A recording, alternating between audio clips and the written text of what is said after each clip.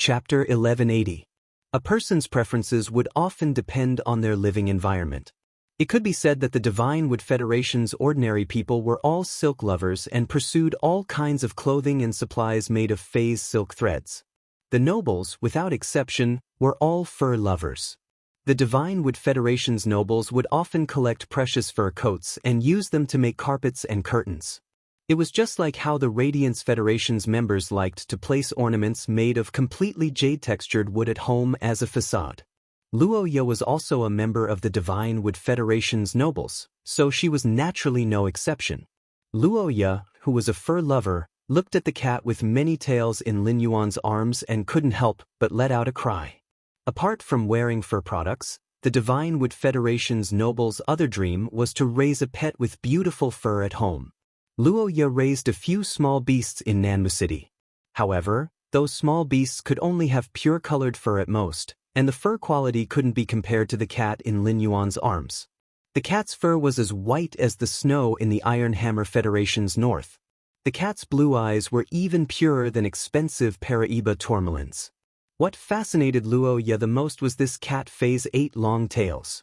Each of the 8 long tails was much longer than the cat's body, and the tails had a silk-like texture when they swayed softly. Luoya had never seen any animal's fur as soft as this cat's. After this 8-tailed snow-white cat Fae was summoned by the youth, it acted coquettishly to the youth. It used its 8 tails to gently caress the youth's spirit chi clothes that were covered with mud. The movement of the cat's tail was clearly very gentle, but it seemed to have a lot of magic. In a few moments, it cleaned up the dirt on Lin Yuan's spirit chi clothes. Upon seeing Lin Yuan's clean spirit chi clothes, Luoya immediately blushed and lowered her head. Through the opening on the spirit chi clothes, Luoya could faintly see Lin Yuan's wheat-colored skin. Lin Yuan reached out to rub Genius's small head, and Genius immediately meowed with a childish voice. After a series of choices, Lin Yuan finally decided to summon Genius. At first, Lin Yuan had chosen Blackie, Purple Firmament, and Genius. However, Blackie had a huge body and was a flying-type Fae. With Blackie around, he wouldn't be in such a sorry state when encountering a Class 1-dimensional rift. The purple cloud might be a flying-type Fae, but as a butterfly that was the size of 2 palms, it was destined to be unable to carry a person. It was in line with Lin Yuan's standards. The reason he did not summon the purple cloud was that the blue flash butterfly also existed in the Divine Wood Federation. Naturally, there were also legends about the blue flash purple butterfly. It was true that Zishao had evolved from the blue flash purple butterfly bloodline to the purple sky fairy butterfly bloodline. However, if someone had seen the blue flash purple butterfly's picture book, they would easily notice that the butterfly patterns on the blue flash purple butterfly's wings were very similar to the butterfly patterns on Zishao's wings. However, the butterfly patterns on Purple Firmament's wings were much more beautiful than those on the blue flash purple butterfly's wings. In the end, it was best to summon Songming. Lin Yuan didn't know if the Divine Wood Federation had 100 questions beast, but there were plenty of feline Faes in the entire Agaon continent. After Genius grew multiple tails, it no longer had the general characteristics of 100 questions beast. As long as Genius didn't speak, even if someone saw and possessed 100 questions beast, they wouldn't treat Genius as 100 questions beast. Genius, which was in Fudi's embrace, was like a resounding slap to Fudi's face. It caused Fudi to summon the flesh-devouring vine and boast about himself to completely vanish. At the same time, Fudi was silently rejoicing that he didn't impulsively make a move on Lin Yuan. Under Fudi's perception, he realized that he couldn't sense the strength of the feline Fae in Lin Yuan's embrace. This meant that this feline Fae's grade and quality were at least a grade higher than his flesh-devouring vine. It also meant that the feline Fae in Lin Yuan's embrace was at least at platinum. Fudi wasn't a creation master, and a simple inspection wouldn't be able to see Genius's quality. However, Fudi knew that even if the feline Fae in the youth's embrace was a normal Fae, it wasn't something that his flesh-devouring vine could defeat. This feline Fae might not have any offensive ability, but as a beast, its body definitely wasn't weak. If Lin Yuan angered this feline Fae, which was at least at platinum, the feline Fae's hidden claws would be able to create 5 lacerations with a single swing. Fu Di was silently rejoicing as he looked at Lin Yuan. Hee, so what if your Fei is incredible? Anyway, I have already witnessed you eating the bread that was smeared with the gold carrion scorpion poison. You will definitely die within 2 hours. Once Lin Yuan was dead, this feline Fei would also die with its owner. Fu Di was planning to use his exquisite skinning skills to remove this feline Fei's fur without any damage. If he sold this feline Fei's fur, it would be enough for him to eat for the rest of his life. As for the spoils of war that he was about to obtain, Fu Di was rather curious. Brother, your cat's quality isn't low. Has it reached epic? When Luo Ye saw Lin Yuan summon this feline Fei, she firmly labeled him as a descendant of the Deep Lush Federation's hidden aristocratic clan. Genius appearance made Luo Ye realize that Lin Yuan's level was much higher than hers, although Luo Ye wasn't sure to what extent. However, Luo Ye estimated that the hidden aristocratic clan that Lin Yuan was in had at least a Class 3 creation master overseeing it. After confirming Lin Yuan's identity as a hidden aristocratic clan's descendant, Luo Ye was happy but also very perturbed. Luo Ye was afraid that her Class 2 family background would become an obstacle between her and Lin Yuan. Luo Ye, who had grown up in Nanmu City, wasn't confident about her identity for the first time. Luo Ye took a deep breath. It was time to show her true skills. She, a noble lady who had been fawned on since young, was going to try to be a bootlicker in order to gain Lin Yuan's favor. At the same time, Luo Ye had a murderous intent toward Di and the entire Dry Cliff Bandits. Fu Di and the Dry Cliff Bandits had always been looking for toys for her and knew how unbearable she was. After confirming that she couldn't control Lin Yuan, Luo Ye had to do her best. She wanted to eliminate all possibilities of Lin Yuan knowing that she was unbearable. Luo Ye was a ruthless person, even though she had stayed in the Dry Cliff Bandits for a few years. However, everyone in the Withered Cliff Bandits, including Fu Di, were just tools in Roha's heart. End of this chapter. Chapter 1181. Upon hearing Fu Di's question, Luo Ye felt that her tool was simply too inexperienced.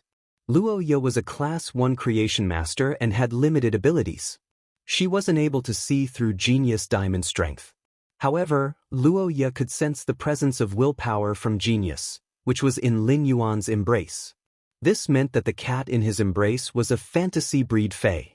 Luo Ye sighed. How could a person be so outstanding? Lin Yuan came from a reclusive noble family. He was handsome and talented. He was the perfect ideal for a young girl's dream lover. Along the way, Luo Ye kept talking to Lin Yuan, and Fu Di didn't continue to follow them to make things uncomfortable. It looked at Lin Yuan with a sinister gaze while looking at Genius Fur with a greedy gaze. Gradually, they discovered a few strange insects along the way. Since there were no powerful Feis in the forest, these alien insects, which had been pushed away by the source sand earlier, were lucky enough to survive. Upon seeing Lin Yuan and the others, it immediately roared and charged forward. In the end, these insects naturally died at the hands of the Dry Cliff Bandits. What surprised Lin Yuan was that these alien insects, which he could casually pinch to death, were actually very powerful. The members of the Dry Cliff Bandits were all injured to varying degrees. Lin Yuan now knew the strength of the Dry Cliff Bandits. After trekking under the afterglow of the setting sun, Lin Yuan finally saw over 200 tents at the end of the forest. In front of each stall, there was a black-haired and black-eyed vendor selling his wares enthusiastically. The vendors hawked their wares while collecting their customers' supplies. This scene made Lin Yuan feel as though he had returned to the Redbud City's Xia region's Fei wholesale market. Luo Ye originally wanted to introduce the situation of these small caravans that wandered between the Divine Wood Federation and the Iron Hammer Federation. Even if Lin Yuan was a descendant of a hidden aristocratic clan and had just gone out to train, he should still know the Deep Brahmin Federation's caravan rules. Thus, Luo Ye did not mention it to Lin Yuan. The arrival of more than 300 people at this small gathering immediately attracted the attention of the caravan. The guards in the caravan immediately summoned their Feis to be on guard. At a glance, he found that most of the Deep Lush Federation's Feis were at peak bronze. There were only a few silver rank beasts. With such strength, It was no wonder that the withered cliff bandits had set their sights on him. However, if the two sides clashed, the dry cliff bandits wouldn't be able to gain any advantage. Fu Di and a few of the core members with silver phase wouldn't be in danger, but the weaker members were destined to lose a portion of them in the life and death battle with the merchant group's guards. Lin Yuan estimated that as long as the caravan's guards put in some effort, the dry cliff bandits would lose at least 100 members. Even with such losses, the dry cliff bandits still had the courage to plunder caravans. From this, it was enough to see that the people of the Shockwave continent were valiant. The Spirit Chi professionals were all living on the edge of a knife. In the Radiance Federation, there were rules for everything. Even an Emperor-class expert wouldn't dare to make a move in the royal capital. Blood feuds between factions also needed to be resolved in the Extreme Arena through the Blood Oath Extreme Battle. However, the rules no longer had any binding force when they reached the boundary of the Agawan continent. In other words, there weren't any so-called rules in the Awan continent.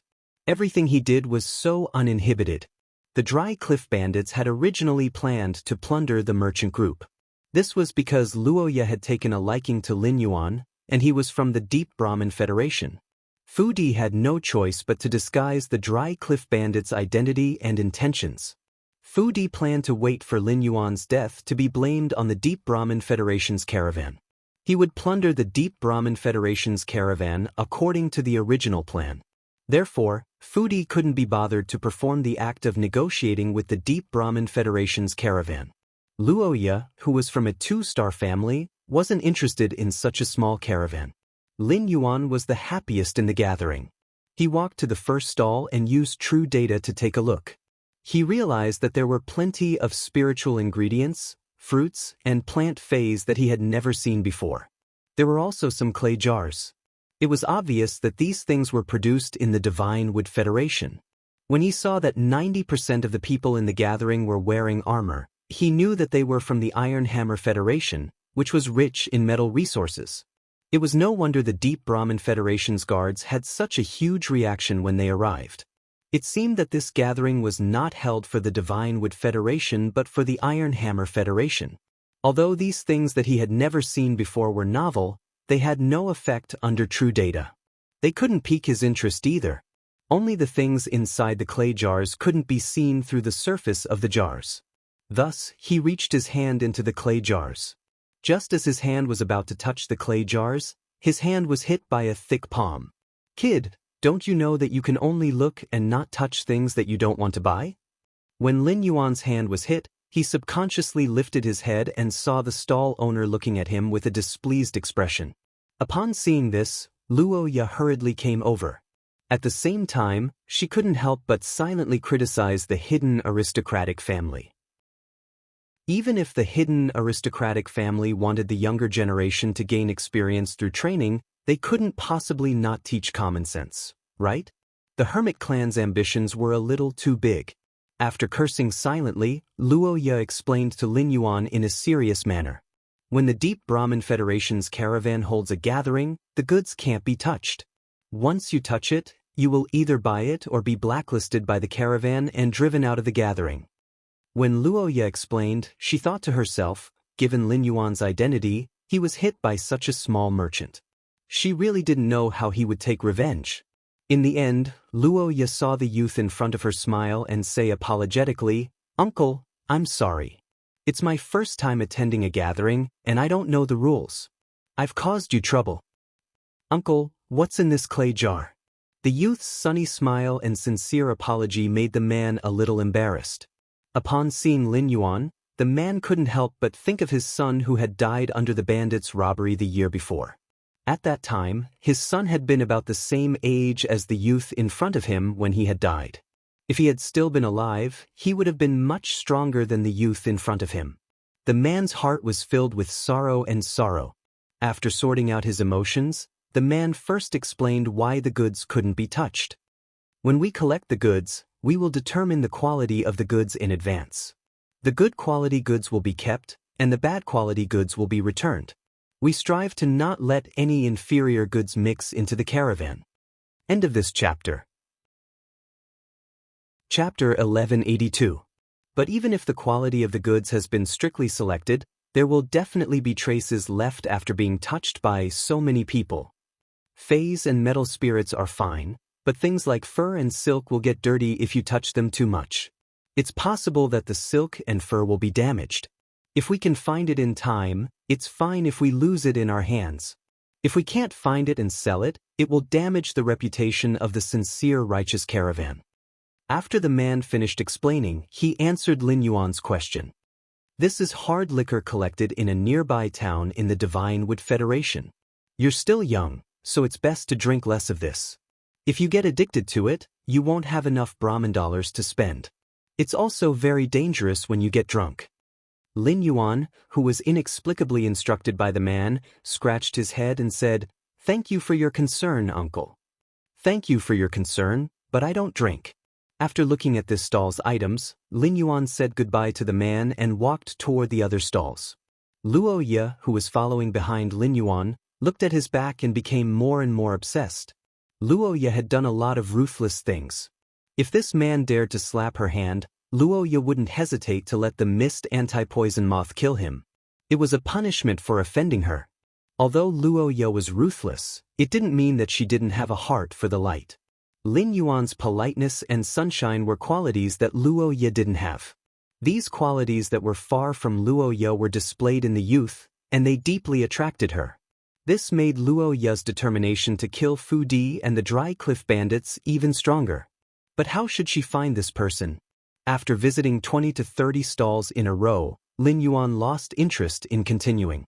The items at these stalls were similar, and it would be a waste of time if he continued. If he had the time, he might as well talk to the caravan's leader. Lin Yuan asked the stall owner in front of him, "Uncle, I want to ask where your leader is. Where is the person in charge of your caravan? I have some business to discuss with the person in charge of your caravan." Lin Yuan hadn't changed out of his spirit chi clothes. Although the clothes had been torn more than a dozen times, the gems on the spirit chi clothes could still prove that the spirit chi clothes were expensive. It could be seen that Lin Yuan was qualified to discuss a deal with the leader. The Deep Vendor Federation's caravans needed an endless supply of resources. Therefore, a normal caravan would never reject people who wanted to do business with them. The stall owner pointed at the largest tent not far away and said enthusiastically, "The person in charge of our Chengyi caravan, Mr. Feng, is in the tent in front. I saw that the few Iron Hammer Federation Spirit Chi professionals who came to discuss cooperation had already left the tent. Only Mr. Feng and his family should be in the tent now. If you have any business, just go into the tent and speak to Mr. Feng." After Lin Yuan thanked him, he walked toward the big tent that the stall owner pointed at. The tent was wide open and there was no way to knock on the door. Lin Yuan simply walked in.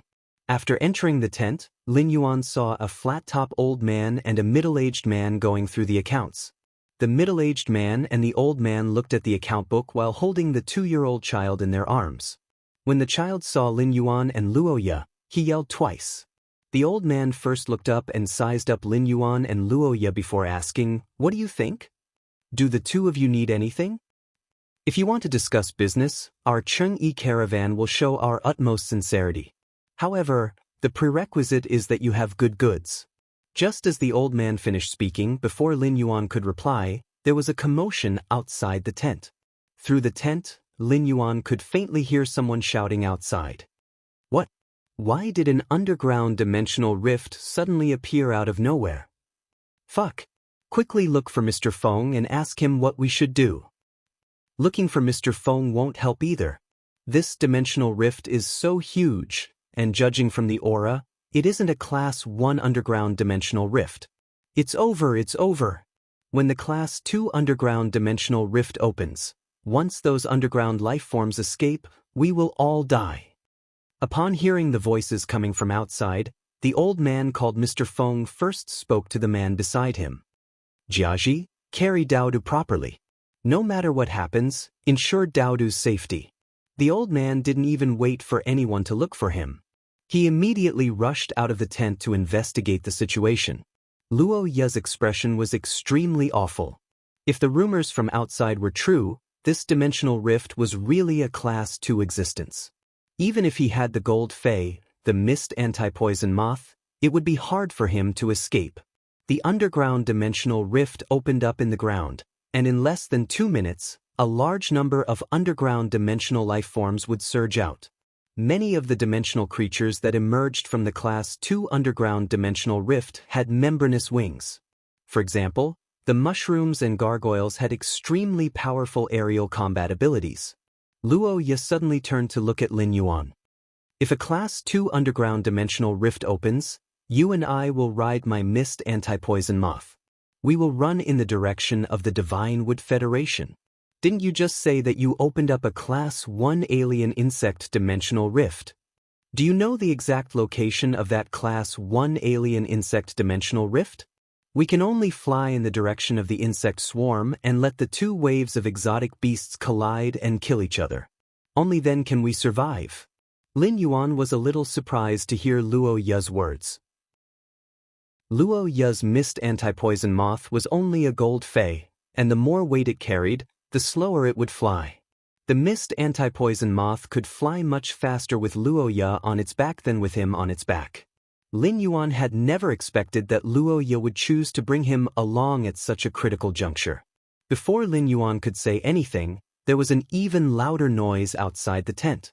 It contained several voices that Luo Ye was familiar with. Luo Ye cursed in her heart. She knew that Fu Di couldn't hold back and made a move after seeing the underground dimensional rift open. Just as Luo Ye was thinking about how to get out of the current predicament and let the Dry Cliff Bandits keep her secret forever, Lin Yuan calmly said to her and the middle-aged man carrying the child. He didn't panic at all and spoke calmly to her and the middle-aged man carrying the child. We can't stay in the tent. Let's go out and see the situation first. But before Lin Yuan could step out of the tent started to burn. Luo Ye waved her hand and summoned a 2-meter-long blue-winged dragonfly. Cold Wing Wind Dragonfly, use Cold Gale. Upon hearing Luo Ye's command, the blue-winged dragonfly suddenly flapped its wings twice. The violent gale blew the burning tent into pieces. After the tent was broken, Luo Ye saw Fu Di commanding the Dry Cliff Bandits to summon their fays. They were confronting the Deep Enlightenment Federation's merchant group's guards and merchants. End of this chapter. Chapter 1183. Fu Di, who was in a standoff with the Sincere Righteous Caravan, would occasionally turn his head to search for something. Luo Ye's heart surged with anger. If Fu Di revealed his identity as a member of the thieves, would there still be a chance for them? Thinking of this, Luo Ye shouted, "Fu Di! What are you doing?" Fu Di immediately turned to look at Luo Ye as though he had found hope. Fu Di heaved a sigh of relief when he saw Luo Ye. As an experienced adventurer, Fu Di knew that in front of the Class 2 underground dimensional rift, there was no chance of survival. Without Luo Ye's main fei, the mist anti-poison moth, it was impossible to escape alive. However, when Fu Di turned to look at Lin Yuan beside Luo Ye, he was dumbfounded. According to the time, Lin Yuan should have turned into rotten flesh by now. How could he still be standing in the same place? However, the situation was urgent, and Fu Di did not have time to care so much. He rushed toward Luo Ye. He shouted as he rushed, "Luo Ye, use your mist anti-poison moth to take me with you. If you don't leave now, it will be too late." Fu Di's words caused the 300 Dry Cliff Bandits behind him to be in a mess. The Dry Cliff Bandits were involved in the business of burning, killing, and plundering. Everyone licked blood on the tip of the blade. However, not being afraid of death did not mean that they could be abandoned. The Dry Cliff Bandits had always been relying on Fu Di. Now, Fu Di's cold-blooded behavior was equivalent to breaking the backbone of the 300 Dry Cliff Bandits. Fu Di's actions caused the Dry Cliff Bandits and the Sincere Righteous Chamber of Commerce to be at a disadvantage. Lin Yuan curled his lips when he saw Fu Di running toward Luo Ye. Although he was determined to kill Fu Di, he was facing a natural disaster now. If Fu Di could bear the responsibility as the leader of the Dry Cliff Bandits and do his best to find a way out for the Dry Cliff Bandits, perhaps he would respect Fu Di. In Lin Yuan's eyes, Fu Di was a useless person who didn't even have the qualifications to be a coolie in the underground palace. Seeing that Luo Ye did not respond, Fu Di shouted anxiously, Don't bother about the pretty boy beside you. Don't bother about the pretty boy beside you. If you want a pretty boy in the future, I'll do my best to help you find one. Upon hearing that, Luo Ye was so angry that she could no longer care about escaping with Lin Yuan. Instead, she commanded the cold-wing wind dragonfly, which was a few grades lower than the mist anti-poison moth. He launched an attack on Fu Di. At this time, Luo Ye didn't dare to talk back to Fu Di. Fu Di had already begun to expose his past. Luo Ye was really afraid that Fu Di would say more things that Lin Yuan couldn't know. Luo Ye, who wanted Fu Di to shut up, used her full strength. Fu Di was shocked.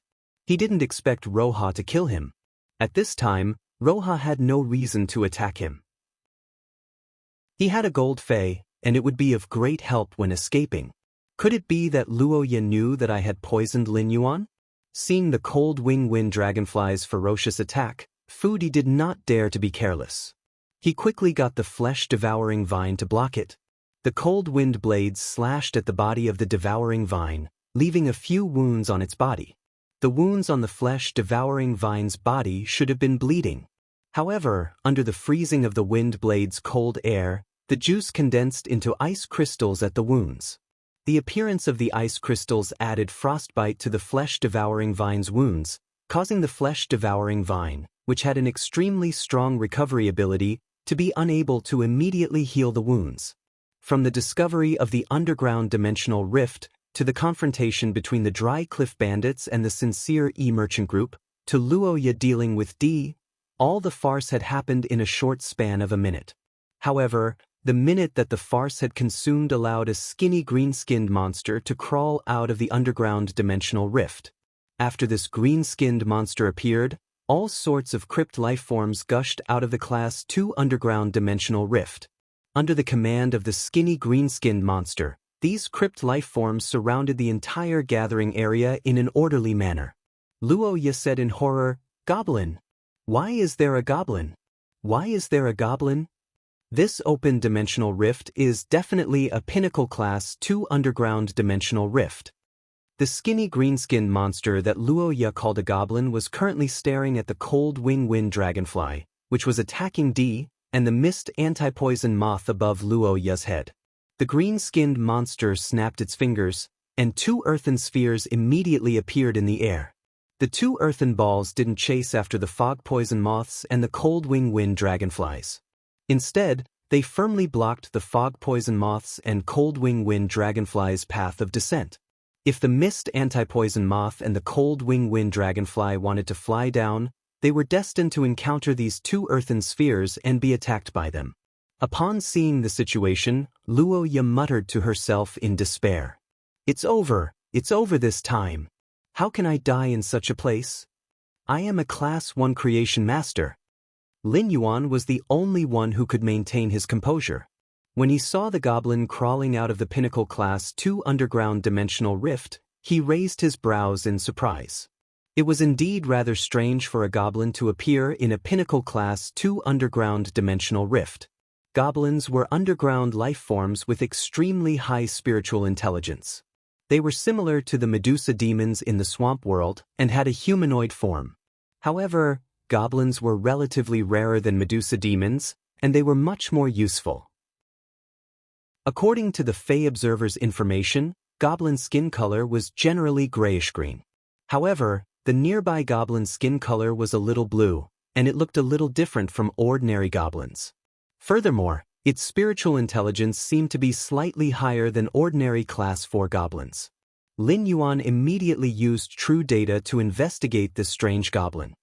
Alien beast name, goblin or vein transformation, life form, dimensional life form, alien beast grade, Class 4 innate specialty frowny face metal proliferation. Sign a contract with a type of metal and absorb the metal's energy to increase one's strength. The increase in strength will feed back to the metal, allowing the metal to increase in strength. Every grade increase can replace a type of metal. Upon seeing this strange goblin's true data, Lin Yuan's pupils shrank. He didn't expect to be so lucky to encounter a legendary goblin that was undergoing or vein transformation.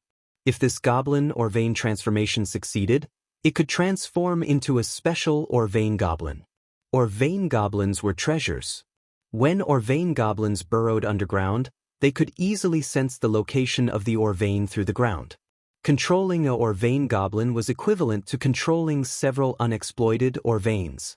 Every single one of these unexploited veins contained a huge amount of wealth. The Orvain's richness wasn't something a few hundred heavenly maiden-grade elemental pearls could compare to. Lin Yuan felt that he could completely baptize this goblin and turn it into an apostle. 166 Reading Network. Chapter 1184. In terms of strategic significance, the Orvain gnome was more important than Wendy and Shiteng combined. In addition, this gnome's talent, metal proliferation, could proliferate metals when it increased its strength. As long as he could get some of the metals he lacked in the future, he would not need to worry about not having enough. What Lin Yuan lacked the most now was the soft silver that could shield space and prevent detection. After controlling this gnome with the talent, metal proliferation, Lin Yuan did not need to work hard to find the soft silver. When Lin Yuan checked on this goblin that had mutated into a mineral vein, he found that it was sniffing excitedly. It seemed to have found something very interesting. Upon seeing this, Lin Yuan thought, could there be an Orvain that has never been discovered in this area? When the Orvain was not mined and completely sealed, its aura would not leak out. Only a bloodline Orvain gnome that had mutated would be able to sense it. It was not easy for spirit chi professionals to rely on phase to find Orvains. Under normal circumstances, spirit chi professionals would find Orvains sealed underground through accidental discoveries and fortuitous encounters. This allowed the major Orvains underground to have the opportunity to be mined. At the border between the Divine Wood Federation and the Iron Hammer Federation, resources were scarce. Lin Yuan was not sure about the Iron Hammer Federation, but the Divine Wood Federation's only town was so barren that it could not even support a Class 1 creation master. Under such circumstances, it was not impossible for there to be an Orvain here that had never been discovered. The Orvain mutation gnome glanced at the land not far away and then looked playfully at the Dry Cliff Bandits and the Sincere Caravan's members, who were surrounded by layers of underground life forms. It was as though it was looking at toys that could be played with at will. Lin Yuan calmly stroked Genius' soft fur, and Genius also had a calm expression. However, Luo Ye, who was beside Lin Yuan, was going crazy. Luo Ye's Fei, the Mist Anti-Venom, and the Cold Wing Wind Dragonfly were cut off by the two soil balls that the Class 4 gnome had spawned from underground. As long as the Mist Anti-Venom and the Cold Wing Wind Dragonfly wanted to fly down, the two soil balls would keep a close eye on them.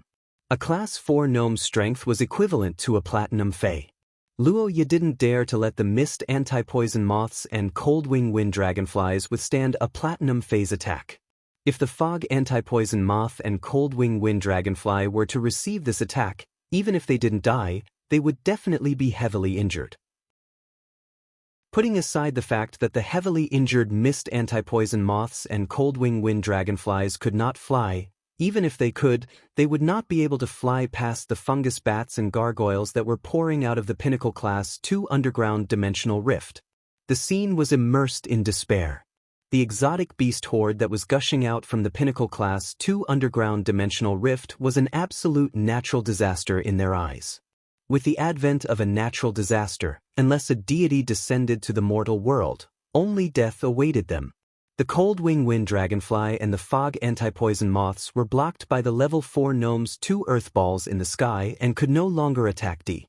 However, Fu Di was not at ease at all. Apart from Luo Ye, Fu Di was the only spirit chi professional who had summoned a Gold Fey.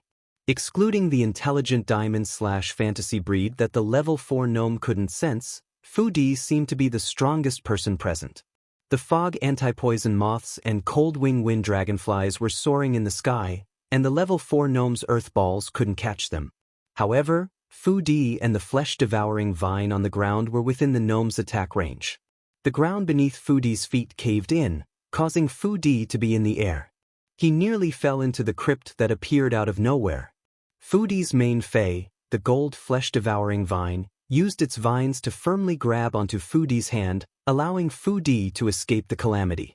Just as the flesh-devouring vine was about to pull Fu Di out of the crypt, An even larger crypt appeared under its feet. The flesh-devouring vine and Fu Di fell into the crypt at the same time. Immediately after, the crypt that suddenly appeared started to show signs of healing. In the crypt, Fu Di and the flesh-devouring vine struggled frantically and yelled, "Luoya, please save me. If you save me, I can let the flesh-devouring vine cover for your fog anti-poison moths and cold-wing wind dragonflies and take the next attack for your fog anti-poison moths. I'm willing to be your servant. In the future, if you say east, I won't go west. Save me." When Fu Di's mournful cry for help entered Luo Ya's ears, her face revealed a joyful expression. Even though she didn't have the intention to save Fu Di, Luo Ya said, "Hold on for a while. I still have a fae that I have yet to summon. I still have a fae that I have yet to summon. Let the flesh-devouring vine extend out of the crypt, and I will let this fae of mine pull the flesh-devouring vine and bring you up." While speaking, Luo Ya's face revealed a contemptuous smile. "Do you think you, Fu Di, are fit to be my servant?" It was too easy for a Class 1 creation master to find a servant with a gold fae, and they could have as many as they wanted. Luo Ya was trying to save Fu Di and simply looked down on him. In addition, only a dead person could keep a secret. Even if she really saved Fu Di, her mouth would still be on Fu Di's body. Fu Di was speaking nonsense, and she couldn't possibly forcefully cover Fu Di's mouth. Fu Di's incessant urging came from the crypt, and Luo Ya was also doing her best. She was asking Fu Di to drag it out. Fu Di also listened to Luo Ya and constantly let the flesh-devouring vine extend its vines out of the crypt. He also summoned his other fae, the silver steel wire vine, to slap at the crypt, hoping to use this method to slow down the crypt's closing speed. At the same time, Fu Di also took out a long saber and tried his best to dodge the earth spikes that grew out of the crypt while his body was injured. The Class 4 gnome's objective was to eliminate the greatest threat on the battlefield and was already determined to kill Fu Di. Fu Di's flesh-devouring vine kept extending out of the crypt, and it was the same as provoking the Class 4 gnome. Under the consecutive killer moves of the Class 4 gnome, Fu Di and his two fays, who were waiting for Luo Ya's rescue, died in the closed crypt. Seeing that Fu Di was dead, Luo Ya let out a breath of relief. Luo Ya noticed that during the confrontation between the Sincere Merchant group and the Dry Cliff Bandits, the man and the elder in the tent had summoned their pinnacle silver fays. This caused the Dry Cliff Bandits to be at a disadvantage without Fu Di's leadership. In the end, they were all pushed to the periphery and had to face the increasing number of crypt lifeforms. Luo Ya had now seen the reality clearly and didn't think that she could survive in a pinnacle class 2-dimensional rift.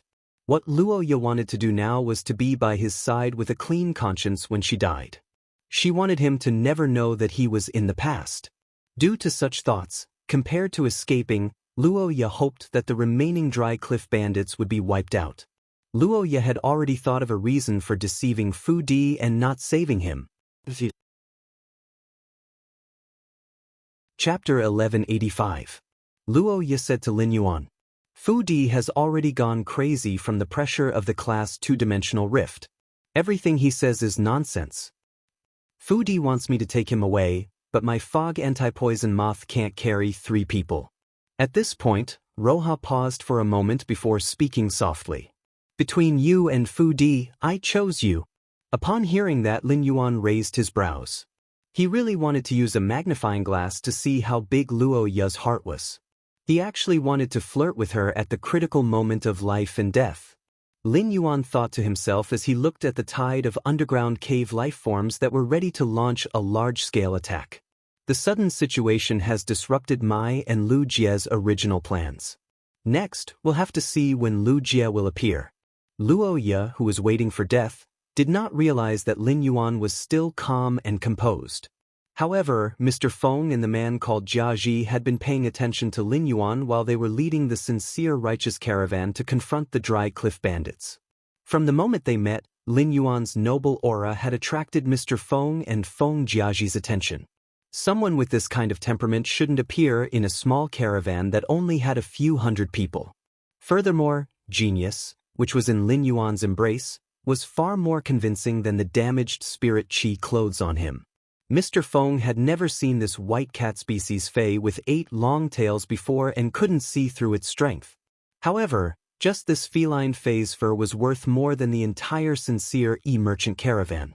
Mr. Feng and Feng Jiaji were already running toward Lin Yuan. Upon seeing Lin Yuan, Mr. Feng's first words were, "I've neglected you just now. If you have a way to escape, can you bring along my grandson, Dodo?" After speaking, Mr. Feng gestured for his son, Feng Jiaji, to hand Lil P over to Lin Yuan. Lin Yuan was slightly startled and did not take the P that Feng Jiaji handed over.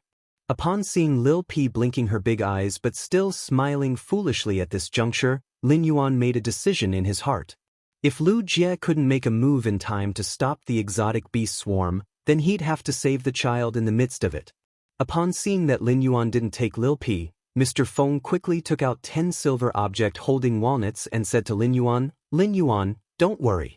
These 10 walnuts contain the resources that I've accumulated over the years from my travels. If you can save Daodu, these resources will be your reward.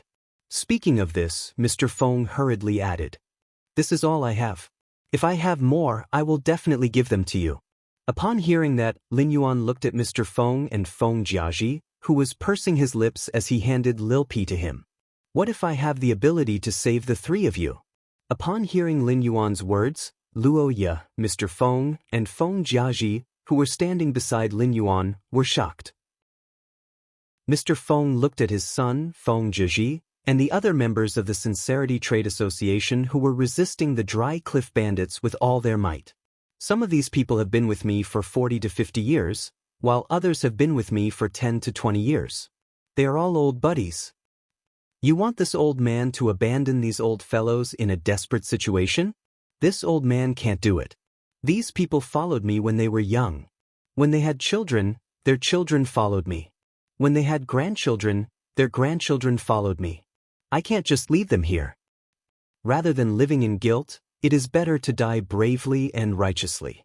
Upon hearing his father's words, Feng Jiaji also gritted his teeth and expressed his stance. "When I was born, I stayed with my father in the Sincerity Caravan. My mother and daughter-in-law are also in the Sincerity Caravan. The Sincerity Caravan is my route. I won't leave either. Please, if you have the ability, I hope you can save Daodu. Daodu doesn't know anything now. I only hope that he can survive. To put it in a selfish way, Daodu's survival is equivalent to my survival. He is the continuation of my bloodline." Upon hearing that, Lin Yuan looked at Mr. Feng and Feng Jiaji with a different gaze. The faithfulness of the Sincerity Caravan was completely worthy of its name. Such a loyal caravan might not necessarily have a good development in this chaotic world, but it was definitely an excellent partner. Looking at Mr. Feng and Feng Jiaji's expectant eyes, Lin Yuan reached out and caressed Daodu's face. "My retainer knight and I were separated because of the dimensional rift that suddenly opened. A Pinnacle Class 2 underground dimensional rift opened here. With such a huge commotion, my retainer will definitely find its way here. As long as he finds its way here, everything can be resolved."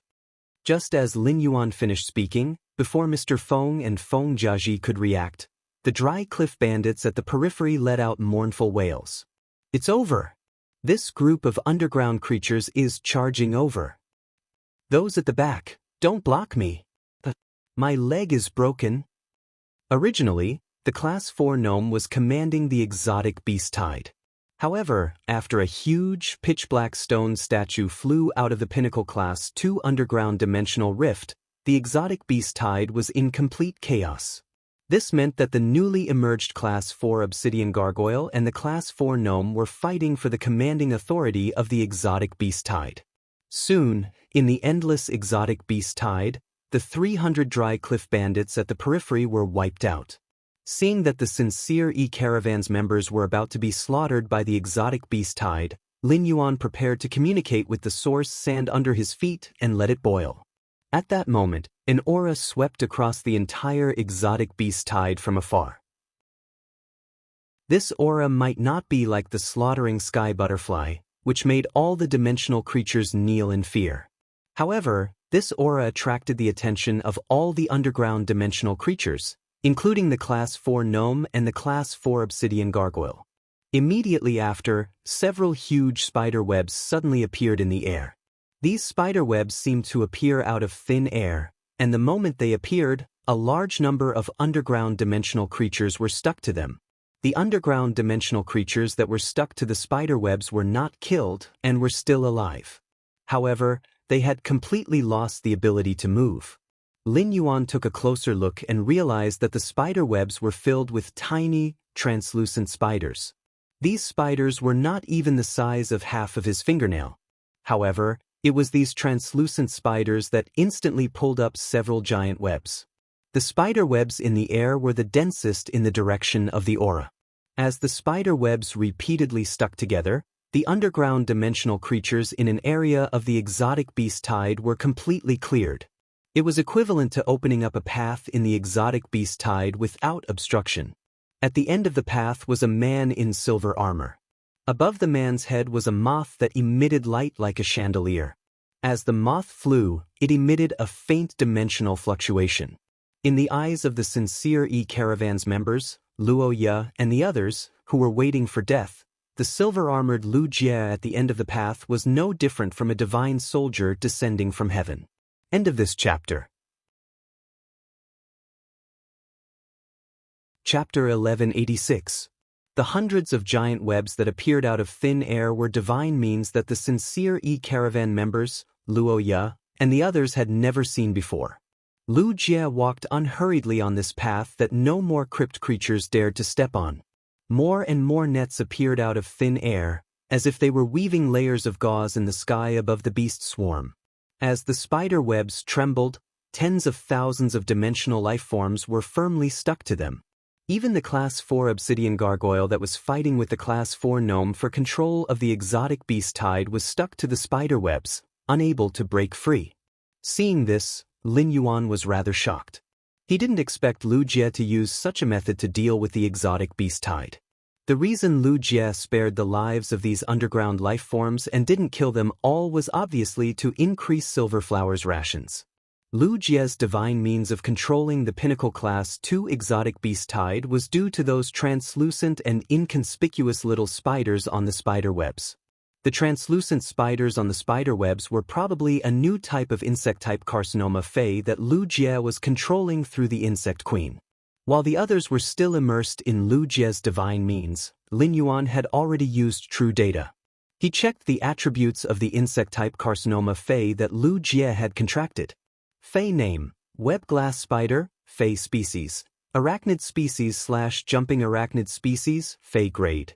Diamond, 10 out of 10. Fey type: insect, Fey quality. Legend abilities: frowny face, body splitting decomposition. Rupture the body and split the body's energy into several portions. Each portion of energy will split into small life forms that possess the main body's abilities and exclusive skills. As the number of split life forms increases, the individual's abilities will decrease. Web thread: the drawn-out threads will spontaneously absorb the energy in the air and turn into a web. They will also attract other spider webs and stick together. Hunting web feast: the spider webs will decompose into decomposition molds that have a powerful decomposition effect. Everything on the web will be decomposed and energy will be returned to each individual on the web. When the individual's energy reaches the specified energy multiple, they will spontaneously split into new individuals. Weakening thread: some creatures that have been specially cultivated with energy can spit out threads that have a weakening effect.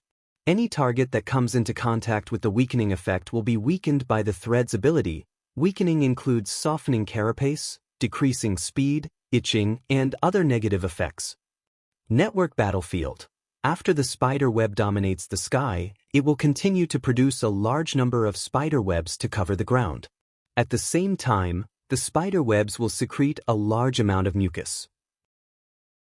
When the target that is controlled by the weakening silk thread touches the mucus of the spider web, the effects of the weakening silk thread will double. The target that is not touched by the weakening silk thread will move faster when touching the mucus of the spider web. At the same time, the mucus of the spider web has healing effects. Sacrificial spider silk: when a split-off individual receives a fatal attack, the spider silk's energy can be sacrificed. Through the spider silk's energy, a large number of individuals can be created. The sacrificed spider silk will give a praise effect to all allies on the spider web, increasing the toughness of their shells. Exclusive skill frowny face geometric force bearing. The spider web's weave will automatically conform to geometric mechanics. As long as multiple spider webs are connected, they will be able to bear the force of a single spider web. When he saw Lu Jie's insect species tumor Fei, Lin Yuan immediately knew that Lu Jie's net domain glass spider had only executed its body decomposition and web abilities. It had not used any other abilities. The net domain glass spider had only displayed its control ability to cover a large battlefield. However, control ability wasn't the main ability of the net domain glass spider. There were plenty of insect species tumor phase to choose from in the land of spirit suppression. Lu Jie had allowed the insect queen to control the net domain glass spider not because he had taken a fancy to its control ability. The net domain glass spider's true ability would only be displayed after it executed its platinum ability, network battlefield.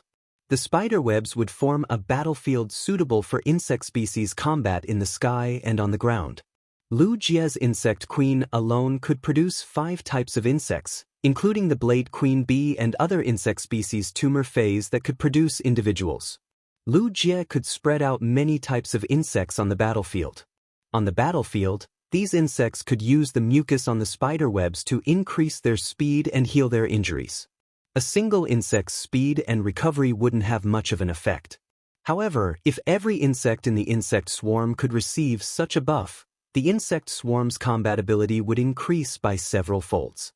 In addition, the weakening silk thread could weaken the enemy, and the sacrificial spider silk could increase the insect phase carapace defense. Lin Yuan found it hard to imagine how much Lu Jie's insect swarm would be enhanced in a positional battle. Furthermore, the net domain glass spider's body-splitting decomposition, network battlefield, and geometric force endurance could be used together. This allowed the spider webs to be instantly spread out on the battlefield. The instant setup of the battlefield meant that positional battle would no longer be Lu Jie's weakness in combat. The sacrificial spider silk and hunting web feast could also enhance the spider web's recovery ability. If it wasn't for Lin Yuan's innate talent not being compatible with insect species phase, if he allowed Morbius to spirit lock on the insect species tumor phase, the insect species tumor phase would only have one ability left. Lin Yuan wanted to nurture an insect species tumor phase that was suitable for him. Of course, there was a limit to how many insect species tumor phase Lu Jie could contract.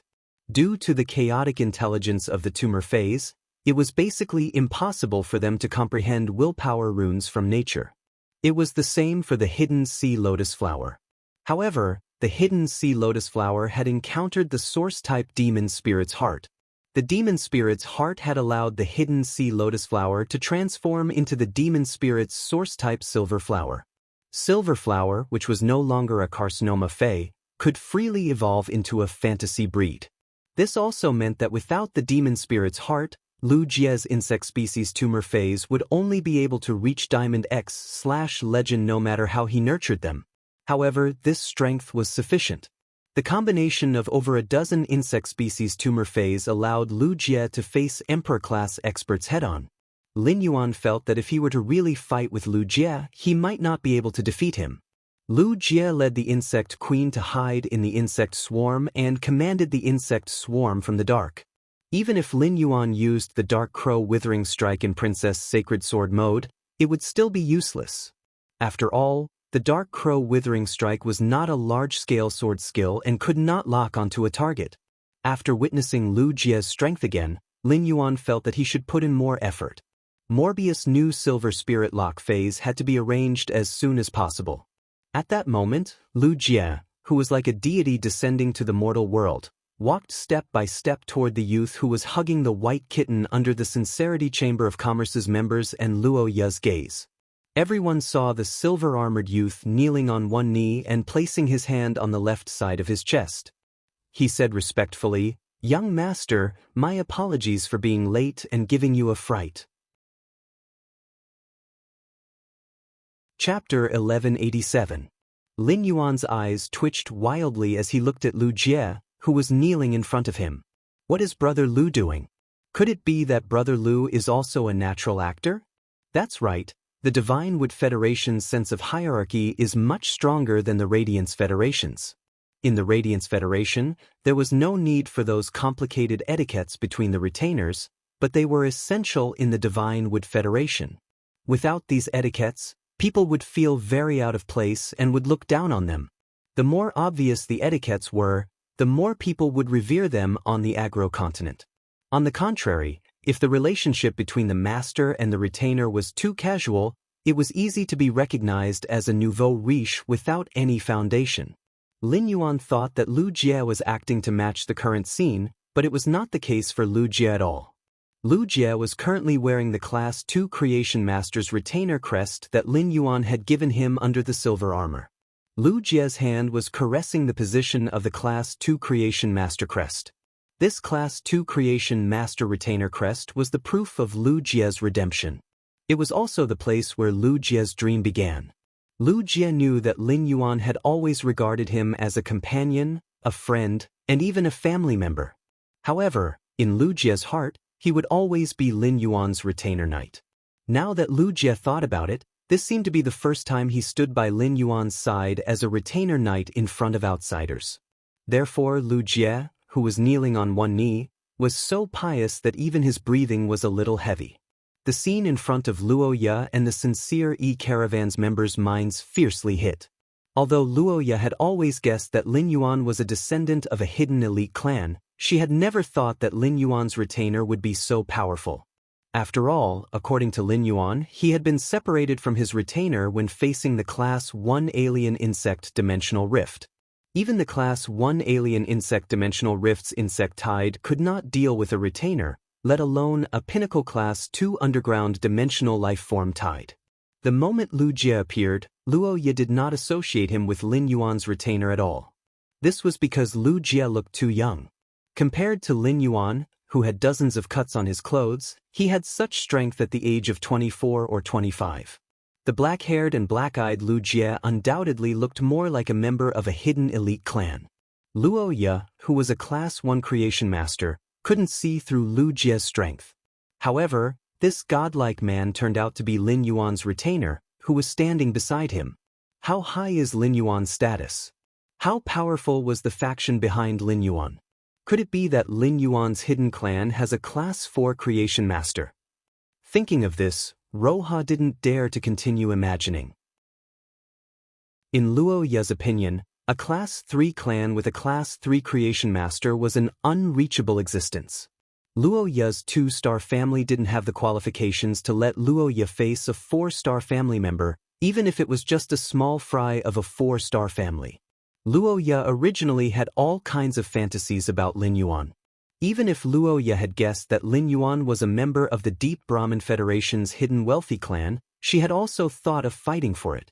But now that he saw Lin Yuan's powerful retainer, he thought of Lin Yuan's unreachable identity. Ye's love at first sight slowly turned into longing. Luo Ye subconsciously knew that the gap between her and Lin Yuan's status was too big. Such a gap in status meant that it was impossible for the two of them to be together. Thinking of this, Luo Ye felt dejected. Mr. Feng and Feng Jiaji also recovered from their state of shock. Subsequently, the two of them felt a sense of closeness to Lin Yuan from the bottom of their hearts. This sense of closeness originated from the joy of surviving a calamity. Be it the Deep Brahmin Federation, the Divine Wood Federation, or the Iron Hammer Federation, they had the habit of treating the master and retainer as one. Everything a retainer did was considered to be carrying out their master's will. Although Lu Jie had stopped the Pinnacle Class 2 Exotic Beast Tide, everyone's gratitude was transferred to Lin Yuan because Lu Jie was Lin Yuan's retainer. Lu Jie bowed for half a minute before standing up. He took a side step to Lin Yuan's side, separating Luo Ye and Lin Yuan. Seeing this, Luo Ye subconsciously took a step to the side, distancing herself from Lu Jie. Even though the silver-armored man beside her didn't look at her, he was definitely not friendly to her. Luo Ye could feel this. Lin Yuan's retainer didn't even look at her. This made Luo Ye feel that the distance between her and Lin Yuan had widened. Suddenly, Cheers rang out from the surroundings. God has saved us. Look, these underground creatures are all being controlled by the net in the sky. Oh my God. I'm not dead. This is great. Thank God. The Chingy caravan's members who had relatives all hugged each other tightly. Those who had relatives also hugged each other tightly. The feeling of surviving a calamity even caused tears to gush out from the corners of many people's eyes. These tears were wiped away by weather-beaten palms. The remaining salty tears in the palms seemed to be playing a dirge of life for the survivors after the calamity had ended. Feng Jiaji retracted his hand that was passing Lil Pi to Lin Yuan and kissed Lil Pi, who was blinking her big watery eyes. Perhaps because Feng Jiaji's stubble was too sharp, Lil Pi, who was smiling foolishly, was kissed so hard that she started crying. Feng Jiaji, who usually took care of Lil Pi like a pair of eyes, didn't care about Lil Pi at this moment. It's getting dark. Start the fire. I'll take out 2 silver rank Mongshan bulls. Tonight, we'll roast them to entertain our esteemed guests. Feng Jiaji's words caused the atmosphere to instantly become tense. It didn't look like it had just experienced a terrifying natural disaster. The sincere caravan's members looked at Lin Yuan and Lu Jie with sparkling eyes. However, none of them dared to come to Lin Yuan's side to thank him. Lin Yuan's natural and gentle temperament and Lu Jie's firm and cold temperament could only be nurtured by a major faction. This kind of temperament made the members of the Sincerity Caravan, who traveled all over the country to hold gatherings, shrink back. Upon hearing Feng Jiaji's words, Luo Ye, who was looking at Lin Yuan with a somewhat infatuated and complicated gaze, threw a bronze walnut on the ground. 110 kilograms of fruits suddenly appeared on the ground. Roha said, "Since we're going to eat the whole roast cow, we can't do without these fruits. The beef is greasy. Take these fruits and wash them. Eat them with the roasted beef." The whole roast cow banquet at night didn't have any seasoning, just some salt and the fruits provided by Luo Ye. The taste was naturally not comparable to Lu Jie's. At that moment, many members of the Sincerity Caravan were dancing enthusiastically around the bonfire. In such an atmosphere, Lin Yuan and Lu Jie ate very happily. End of this chapter. Chapter 1188. Roha had been eating the roast beef in her hand. His eyes occasionally glanced at Lin Yuan, and no one knew what he was thinking. When Luo Ye saw Lin Yuan's eyes staring at the dancing members of the Sincere Caravan beside the bonfire, she felt a chill run down her spine. Roha directly took off the purple fur cloak behind her, and then waved the purple fur cloak in front of the bonfire for a while. The eyes of many men in the Chingy Caravan lit up. Lu Jie could not help but ask Lin Yuan softly, "Lin Yuan, this woman must have taken a liking to you. You didn't suffer any losses while walking with her, right?" Lin Yuan hurriedly shook his head. Although he wanted to complete his plan, open up the situation in the horrifying continent, and obtain 2 relationships that could be developed continuously, he still had to be careful. However, he was unwilling to suffer a loss. Looking at the dimensional light moth hovering above Lu Jie's head, Lin Yuan increasingly felt that the dimensional rift that had just opened was strange. The appearance of an underground dimensional rift didn't require a long time to brew like other dimensional rifts before an exotic beast tide would appear. However, a naturally opened dimensional rift was collapsing from the inside out. Usually, the first to appear were the weaker units. The stronger units would only appear in the middle and later stages of the game. The first dimensional life form that appeared in the Pinnacle Class 2 Underground Dimensional Rift was a Class 4 gnome. From this point of view, it really didn't make sense. The only explanation for this situation was that the dimensional space collapsed from the outside and a level 4 gnome was coincidentally sucked in. Therefore Lin Yuan asked Lu Jie, "Big brother Lu, did you get the dimensional light moths to create the underground dimensional rift that just opened up?" Lu Jie immediately nodded and replied in a serious manner. "When you went to the Dry Cliff Bandits, the insect queen produced another 20 hurricane owlet moths. I've sent 15 of them to explore the terrain from a further distance. The remaining 15 will be used to monitor the situation on your side and the caravan. When the insect mother's spirit descends upon the individual black-winged armadillo, The black-winged armadillo can understand the voice. After I heard that the situation on your side has changed, I was thinking about how to achieve my initial goal. In the end, creating a natural disaster was the simplest solution I could think of. The insect-type carcinoma Fae, the dimensional light moth, was an extremely dangerous existence among the insect-type carcinoma Faes that the spirit guards took in. After the dimensional light moth gnawed at the space, it would often lead to dimensional rifts. Before Lin Yuan had obtained the void-shattering stone, he had thought of letting Lu Jie's dimensional lamp moths nibble through space to create dimensional rifts. Relying on the exotic beast hordes that descended from the dimensional rifts that the dimensional light moths devoured, Silver Glory was able to raise her strength and nurture the sea of flowers. However, he rejected this idea in the end. The strength of a dimensional light moth that had not been cultivated was generally only at the bronze or silver rank. Basically, it would never reach the gold rank in its lifetime. Even a dimensional light moth with such strength had the result of creating a Class 4 rift. Lu Jie's dimensional light moth was now at Diamond X/Legend. It was impossible for an insect species carcinoma Fae to exist in the natural world.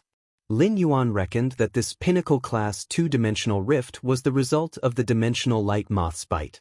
If it took another 2 bites, it would be a Class 3 rift. However, when Silver Glory was strong enough, perhaps the dimensional light moth would come in handy again. Lin Yuan originally planned to talk to Mr. Feng after the bonfire roast whole cow banquet ended. However, before Lin Yuan could take the initiative to look for Mr. Feng brought Feng Jiaji over to Lin Yuan and Lu Jie. Mr. Feng and Feng Jiaji first bowed to Lin Yuan to express their gratitude before bowing to Lu Jie. Then, Mr. Feng took out 9 silver walnuts and handed them to Lin Yuan. Back then, I gave you these 9 walnuts because I wanted you to save Lil P. Not only did you save Lil P, but you also saved the rest of the sincere e-merchant team. But all of Jiaji's and my belongings are in these 9 walnuts. We really don't have any more. Please don't mind. Upon hearing that, Lin Yuan focused and looked at Mr. Feng and Feng Jiaji's eyes. He realized that their eyes were filled with sincerity. Thus, Lin Yuan reached out to take one of the silver walnuts and prepared to check the storage ability of spatial spiritual ingredients like the walnuts. Lin Yuan realized that the space of the silver walnut was about 100 square meters. The interior was about the same size as the silver Fae storage box. However, there were 2 drawbacks to the walnut and the silver Fae storage box. One of them was that the silver walnut could only be used a limited number of times, and every time he wanted to retrieve an item, he would need to take out all the items inside. On the other hand, the spatial energy in the silver walnut would completely disappear after 100 times of storage.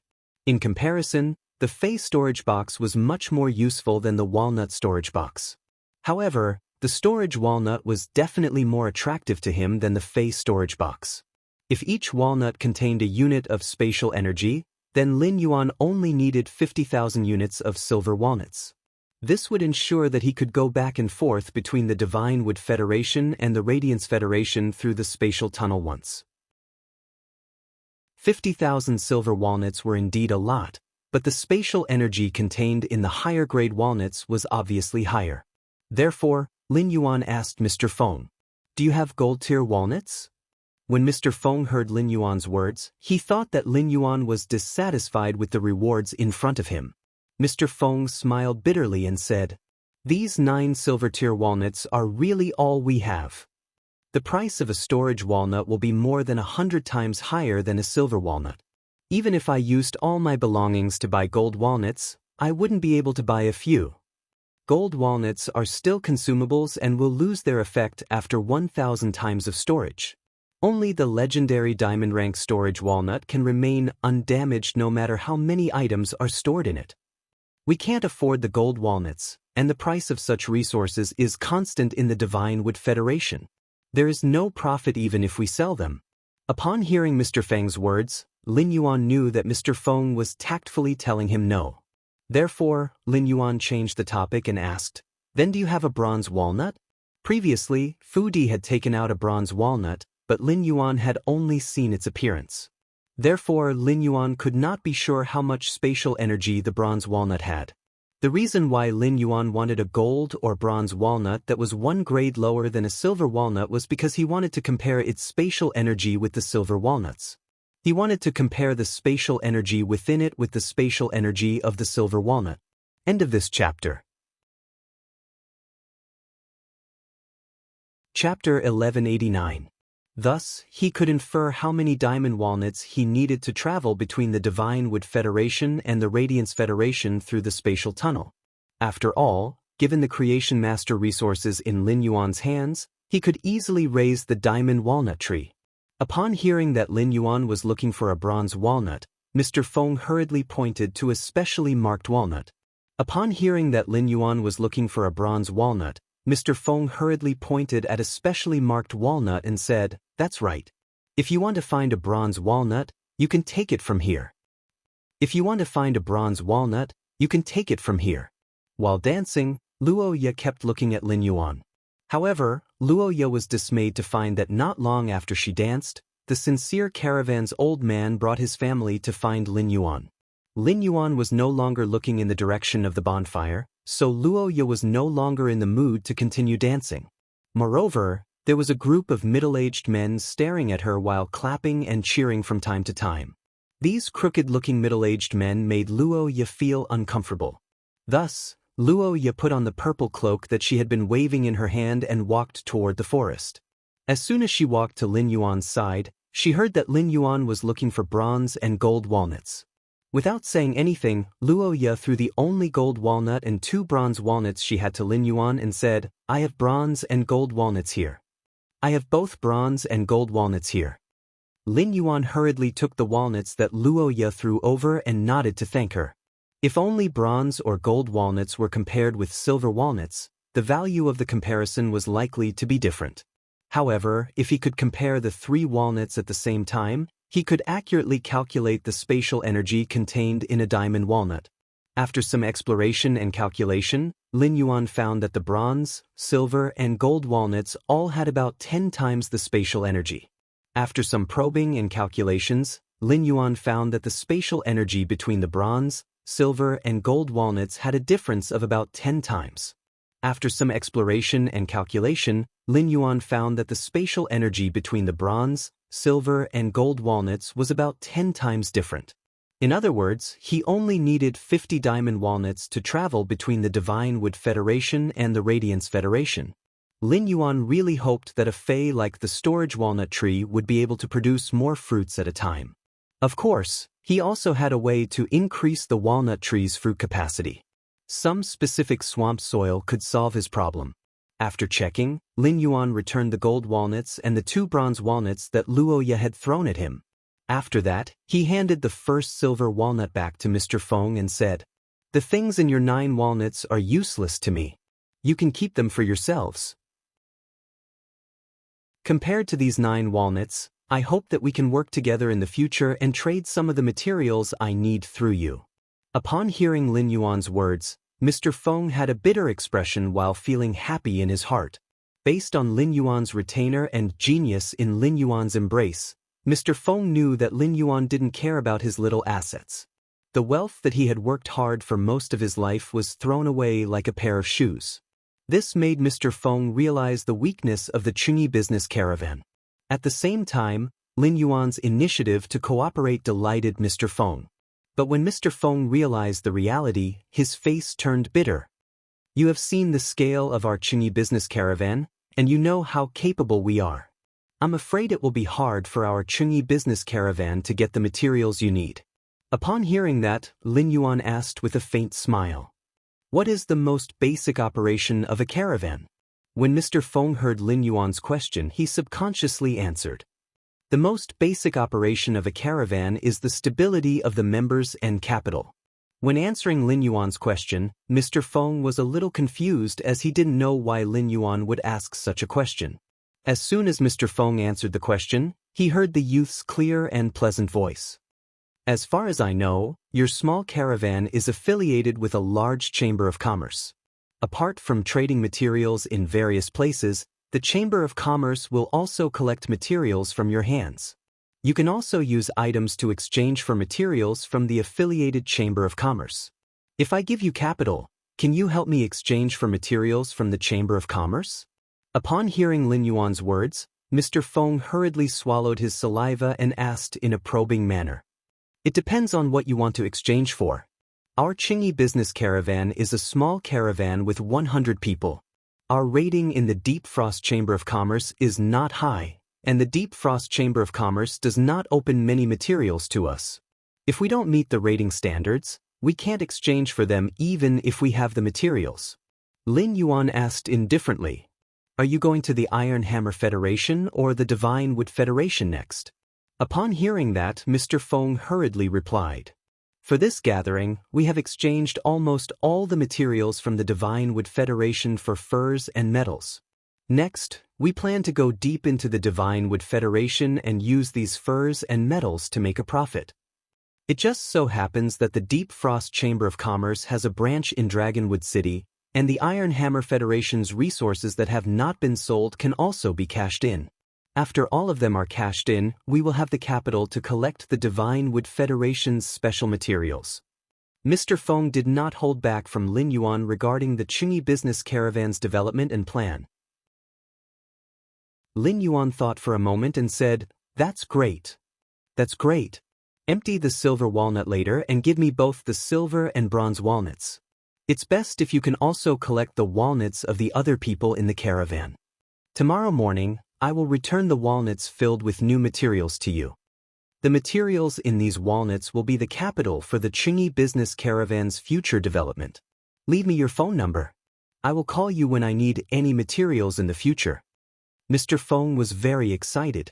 Lin Yuan's words let Mr. Feng know that the Qingyi business caravan's opportunity had come. When Feng Jiaji went to collect the walnuts of the other people in the caravan, he did not say a reason at all. When everyone heard that it was for Lin Yuan, they offered their walnuts without another word. Lin Yuan saw all of this.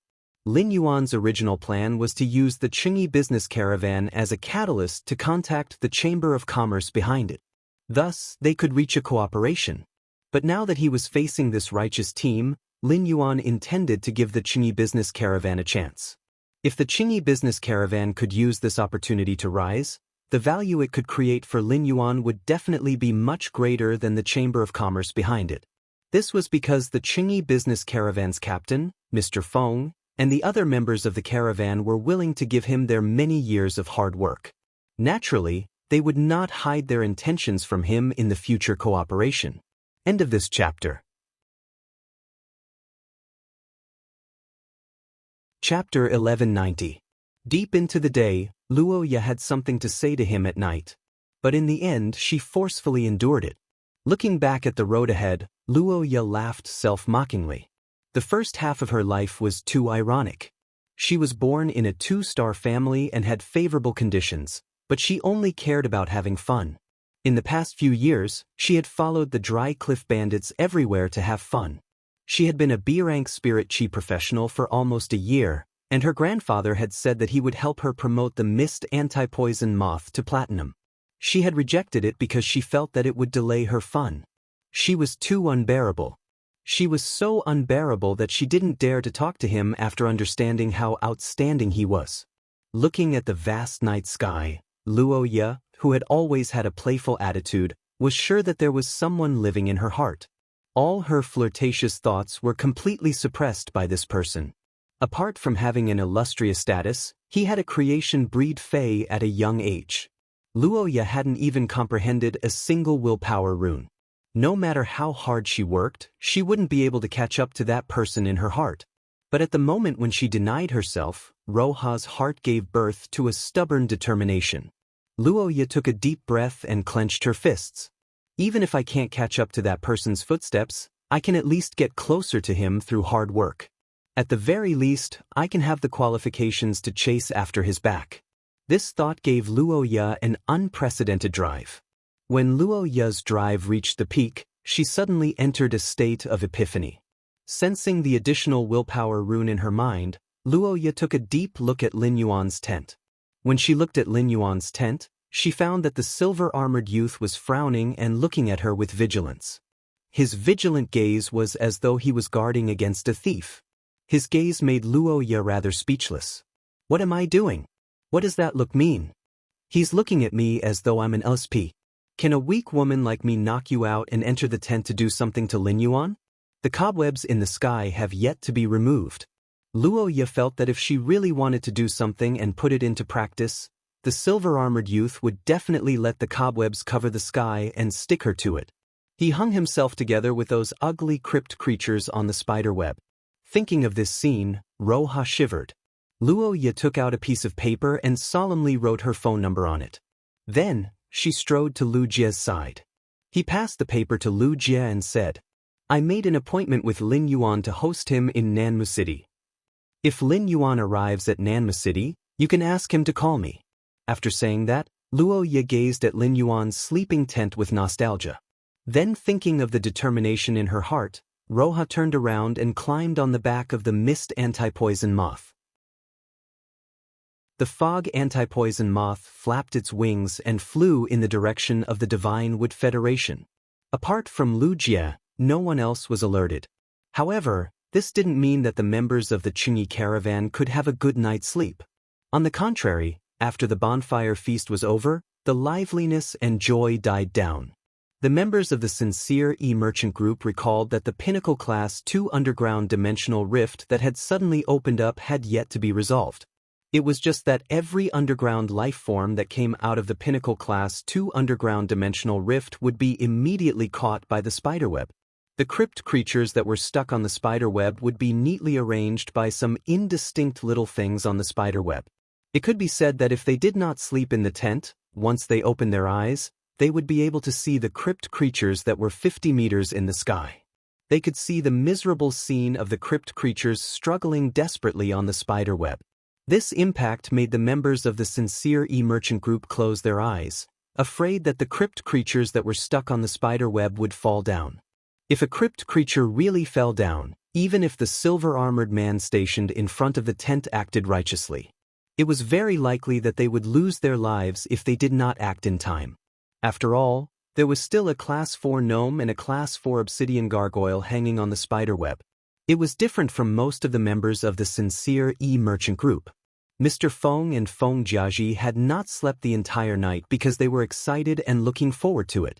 When Mr. Feng and Feng Jiaji collected the Sincere Merchant Group's walnuts, they did not say that the walnuts were for Lin Yuan's sake. They did not say that the walnuts were for Lin Yuan to help replace the supplies and give the Sincere Merchant Group an initial capital. Mr. Feng and Feng Jiaji did not know how much capital Lin Yuan would provide for the Sincere Merchant Group. If they continued to speak before the dust settled, it was likely that the merchant group's members would have high expectations. If the expectations were not met, the merchant group members would sink into disappointment.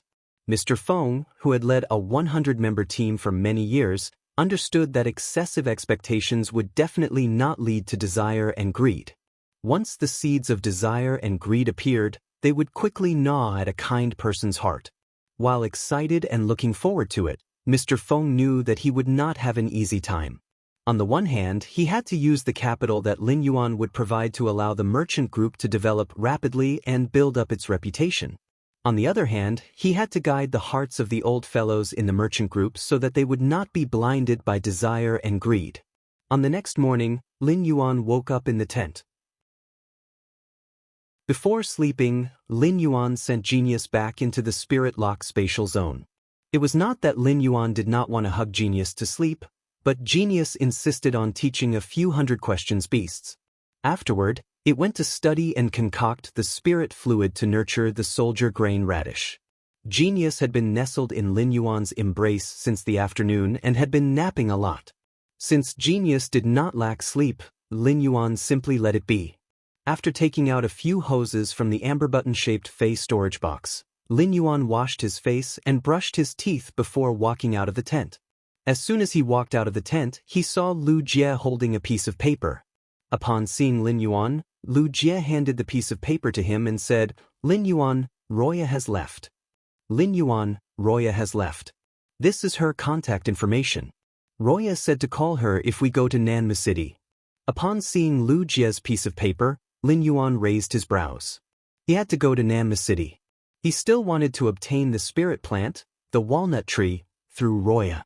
However, going to Namma City was a matter of a few days later. Tomorrow morning, Lin Yuan would return to the Radiance Federation to participate in the Celestial Council with Wen Yu. He did not know if the Iron Hammer Federation's Trey had led the tribe through a calamity after he had rapidly become a Class 1 creation master. He also did not know if the former Dark Federation's Dark Envoy, Zoel, who was currently stranded in the Divine Wood Federation, would agree to join the Celestial Council after a week of consideration. In fact, Lin Yuan already had a conclusion in his heart as to whether Zoel would join the Celestial Council. Chapter 1191. Lin Yuan felt that as long as Su Iran was not stupid, she would not give up this chance to live. Even if this chance to live would cause her to lose her freedom. After all, it was much more important for those who wanted revenge to live on and hold on to hope than to have freedom. As for the resources for the Sincere Righteous Trade Association, Lin Yuan had already prepared them before he went to bed last night. Mr. Feng collected all the Honest Faith Trade Association's object storing walnuts and handed a total of 12 silver walnuts to Lin Yuan. There were a total of 57 bronze walnuts. The total area of these walnuts was less than 2,000 square meters. If Lin Yuan wanted the Sincere Righteous Trade Association to develop quickly, the price of the resources could not be too low. Of course, it was not appropriate to give the Sincere Righteous Trade Association too expensive. A small trade association with too expensive resources could easily get into trouble. Previously, the Dry Cliff Bandits had targeted the Sincere Righteous Trade Association. Who knew if other bandits would target the Sincere Righteous Trade Association in the future? Finally, Lin Yuan placed a large number of resources produced from Class 2-dimensional rifts into these walnuts. These resources were produced from Class 2-dimensional rifts in every dimensional rift. It was fine even if the Divine Wood Federation did not open underground dimensional rifts or the Iron Hammer Federation did not open swamp dimensional rifts. The Sincere Righteous Trade Association traveled between the Iron Hammer and Divine Wood Federations, so it was not impossible to obtain these resources. The resources that Lin Yuan provided were all top-notch for the Sincere Righteous Trade Association. They were also the resources that the Sincere Righteous Trade Association could control to the greatest extent. Everything had to be done slowly. He believed that the Sincere Righteous Trade Association would soon be able to expand its scale with this capital injection. After Lin Yuan handed these walnuts to Mr. Feng's eyes nearly fell out of their sockets when he examined them. It could be said that the Sincere Righteous Trade Association did not have the qualifications to obtain any of the resources in these walnuts. It would be a joyous occasion for the Sincere Righteous Trade Association if they could occasionally obtain one of these resources. When Mr. Feng held the walnuts filled with resources, his hand could not help but tremble. After some calculations, these walnuts were worth at least 8 million deep Brahmin coins. How much did the Sincere Righteous Trade Association originally have? With this capital, it was not a dream for the Sincere Righteous Trade Association to develop. After Mr. Feng expressed his gratitude to Lin Yuan, he immediately summoned all the members of the Sincere E-Caravan. He told everyone about Lin Yuan pouring resources into the Sincere E-Caravan without concealing anything. When the members of the Qing Caravan heard the sudden good news, they were overjoyed. Mr. Feng looked at the surprised members of the Sincere E-Caravan before looking at Lin Yuan. Originally, our Qing E-Caravan only had 100,000 deep Brahmin coins. And this is the price of all our heads and the lives of our family members. Lin Yuan's capital injection for our Sincere E-Caravan has reached at least 80 times the original price of our goods. According to the calculation of shares, Lin Yuan has more than 98% of the Sincere E-Caravan shares. Now, I suggest that Lin Yuan be our Sincere Caravan's captain. Mr. Feng's words made Lin Yuan raise his brows. After a short period of silence, most people responded to Mr. Feng's suggestion. However, he did not want to be the captain of the Sincere E-Caravan. The resources that Lin Yuan had poured into the Sincere E-Caravan seemed to be a lot in their eyes. Almost all of them were expensive items that one wouldn't dare to dream of normally. However, if one were to really calculate it, these resources were not as valuable as a source-type item. If he did not want to keep the pinnacle-class two-dimensional rift in front of him, he would have explored it with Lugia. He took out 2 source-type items from the dimensional hub and gathered the materials that were easy to collect. According to the original standards, the resources obtained were enough to invest in the Chuni caravan for another 7 or 8 times. In other words, the Spirit Lock spatial zone would produce 1 Heavenly Maiden-grade elemental pearl every 20 breaths. A Heavenly Maiden-grade elemental pearl was enough to cause a raging wave in a place like the Agon continent that didn't have any Class 5 creation masters.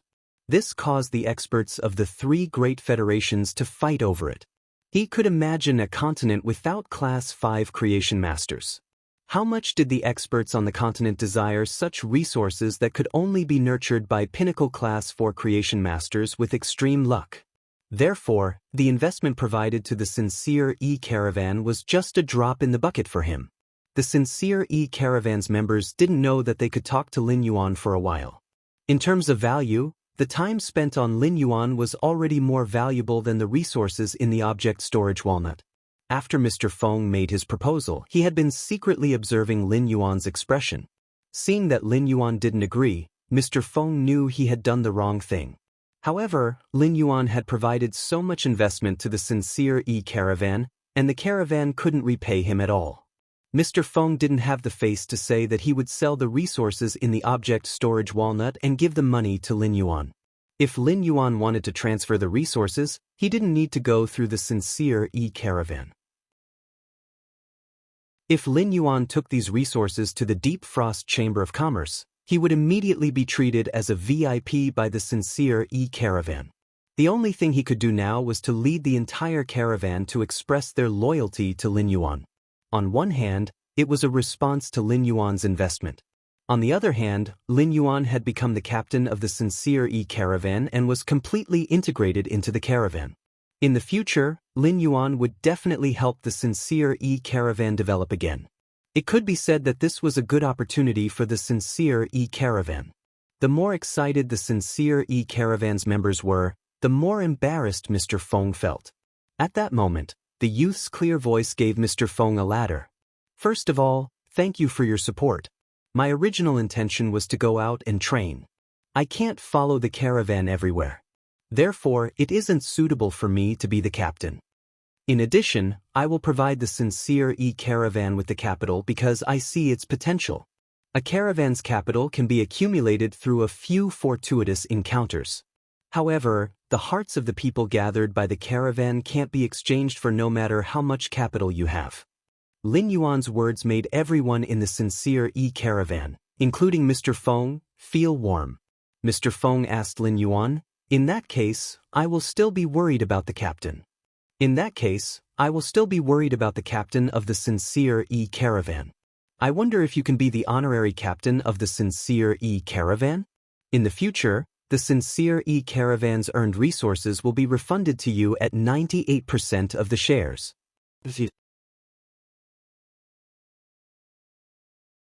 Chapter 1193. Lin Yuan looked at the green-skinned dwarf in front of him, who was shivering but whose eyes were darting around. He raised his brows slightly and said to his shadow, "Don't worry." He raised his brows slightly and said to his shadow, "Void Shadow Demon, help this gnome set the rules." When the Class 4 gnome saw Lin Yuan walking toward it, it felt as though it had seen a devil. The Class 4 gnome knew that the expert that had used a shocking force to stick it on the spiderweb was the servant of this person in front of it. In the understanding of dimensional life forms, it was often the weak who submitted to the strong. Lin Yuan might not have revealed his strength, but in the eyes of the Class 4 gnome, he was already the most powerful existence. At the same time, there was another question in the Rank 4 Earth essence. There were so many crypt creatures. There were so many gnome life forms, and it could be said that it was the smallest and most inconspicuous existence. Furthermore, it had tried its best to restrain its aura on the spiderweb. Why would it be singled out? If it had to be singled out, it should have been that big blockhead, the obsidian gargoyle, who had been struggling. That blockhead was obviously the most eye-catching. When the Void Shadow Demon heard Lin Yuan's instructions, It immediately crawled out of Lin Yuan's shadow. When the Void Shadow Demon released its aura at the Class 4 gnome, the eyes of the Class 4 gnome that was bound by the spiderweb rolled back. It was so frightened that it fainted. Although the princess had performed a Source-type baptism on dimensional life forms, the Source-type life forms would feel grateful because of the transformation of their life forms. However, this situation was usually only for life forms like the lizard ting that possessed intelligence but had relatively simple intelligence. Four-dimensional life forms like the gnome, which was cunning and greedy, it was extremely cautious. If Lin Yuan transformed it into an apostle, he would obtain the loyalty of the Class 4 gnome. In the end, he might obtain a selfish, gluttonous, and lazy master. Looking at the unconscious green-skinned dwarf, Lin Yuan didn't have the slightest bit of pity. He immediately instructed the Void Shadow Demon. "Void Shadow Demon, wake him up." The Void Shadow Demon replied in a hoarse voice. "Lord Ruler, don't worry. Give me 10 minutes. After 10 minutes, this gnome won't dare to go west if you order it to go east. As long as it can work, it will never think of resting." While speaking, the Void Shadow Demon's body scattered and turned into a shadow that fused into the Class 4 gnome's shadow. 10 minutes later, the Void Shadow Devil stood in front of Lin Yuan again. The drooling goblin looked at Lin Yuan with eyes that looked as though it was looking at a god. When he recalled the Void Shadow Demon's ability, he couldn't help but shiver. Not to mention this level 4 gnome. He reckoned that it was a heartless mackerel from an alien insect dimensional rift. It was a cruel, mindless alien insect that was born purely to kill and eat. After experiencing what the Void Shadow Fiend had just done, he would also become an obedient child. Lin Yuan felt that his Void Shadow Fiend could be conferred the title of Dimensional Lifeform Ambassador. It was used for friendly communication with other dimensional creatures. Looking at the goblin's submissive eyes, Lin Yuan waved his hand and summoned Genius. This Class 4 gnome was equivalent to a Platinum Fae, and Genius strength was now at Diamond. Even if this level 4 gnome resisted fiercely after Genius used its exclusive skill, Interconnection Tail, the gnome wouldn't be able to kill it. It wouldn't do much harm to intelligence. Lin Yuan asked Genius to create an interconnection tail between himself, Lu Jie, the Void Shadow Devil, and the gnome. After Genius transformed into the Internet Beast, Lin Yuan rarely allowed Genius to use its interconnection tail to link multiple targets at once. Now that Genius had 8 tails, the interconnection tail could link 8 targets at the same time. On the one hand, Lin Yuan wanted to make use of this opportunity to let everyone master the underground world's language. On the other hand, he wanted to see the inner heart of this Class 4 gnome and its experience in the underground world. He wanted to see if this Class 4 gnome was as submissive as it appeared to be under the Void Shadow Devil's guidance. When it heard Lin Yuan's instructions, Genius ocean-like spiritual energy suddenly fluctuated. The massive spiritual energy fluctuation made one feel as though they were surrounded by a vast ocean. However, Genius' spiritual energy didn't have an invasive nature. If Genius didn't use its spiritual energy to intentionally target a certain target, the target would feel extremely comfortable. Under the influence of Genius' mental power, any target would enter an extremely comfortable and calm state. The 8 tails behind Genius, which were more than twice the size of its body, blossomed like flower petals. 4 of the tails separated from Genius' body and turned into 4 glass-like ribbons of light in the air. The 4 ribbons of light intertwined like butterflies and connected Lin Yuan, Lu Jie, the Void Shadow Devil, and Genius with the Class 4 gnome. The instant the interconnection tail was completed, Lin Yuan saw the experience of the Class 4 gnome from when it had consciousness until now. At that moment, Genius was rapidly learning the underground world's language based on the knowledge that the Class 4 gnome possessed. Lin Yuan was looking at the Class 4 gnome's experience. After a round of investigation, Lin Yuan finally knew why this gnome's bloodline had mutated into an Orvane when it was only Class 4. The more Lin Yuan looked at the Class 4 gnome's experience, the more he lamented. This Class 4 gnome was the child of destiny. From the moment it had consciousness, it had appeared in a large Orvane and constantly devoured the ores in the Orvane to increase its strength. It had even devoured the ore core of the ore vein. The ore core was the purest mineral in the ore vein's core, and it possessed purer energy than the other minerals in the ore vein. At the same time, it was extremely beneficial to dimensional life forms like the gnome. It wasn't over after devouring the ore veins or core. After devouring the ore veins or core, the Class 4 gnome had been chased by other powerful dimensional life forms. In the process of being chased by other dimensional life forms, the Class 4 gnome had fallen into a mountain stream, an underground river, and an unknown ore vein.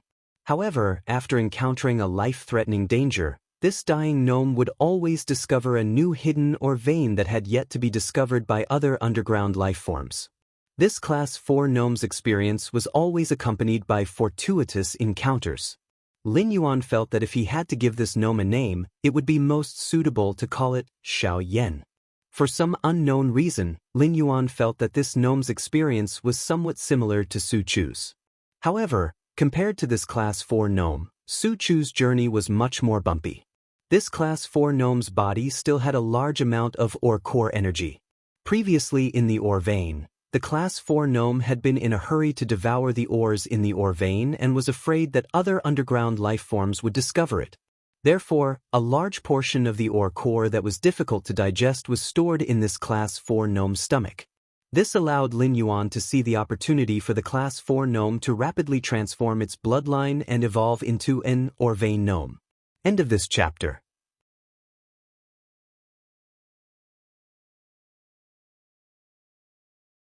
Chapter 1194. When dimensional life forms were undergoing the source-type baptism, they would completely stimulate the hidden energy within their bodies. Using the source-type baptism, the Class 4 gnome could attempt to completely digest the energy in the ore core. Once the ore core's energy was completely digested, the gnome would have at least an 80% chance of metamorphosis. After probing the gnome's emotions, Lin Yuan realized that the Void Shadow Demon's training had made the gnome completely obedient. In such a state, the gnome was already qualified to metamorphose into an apostle. As genius grade increased, its learning ability also increased. Soon, Genius's grasp of the underground world's language reached the same standard as this Class 4 gnome. Genius arranged the knowledge regarding the underground world's language and transmitted it to Lin Yuan, Lu Jie, and the Void Shadow Demon's minds through the end of connection. Lu Jie had never seen Genius use its abilities. Although Lu Jie could sense Genius grade and grade, he didn't know anything about Genius's abilities. Genius's current abilities amazed Lu Jie. The most difficult thing between humans was communication. Genius's ability allowed two people's thoughts to perfectly blend together. It could also use the blended thoughts to perfectly understand the other person. This ability was truly terrifying. With this ability, the human heart wouldn't be the most difficult thing to understand.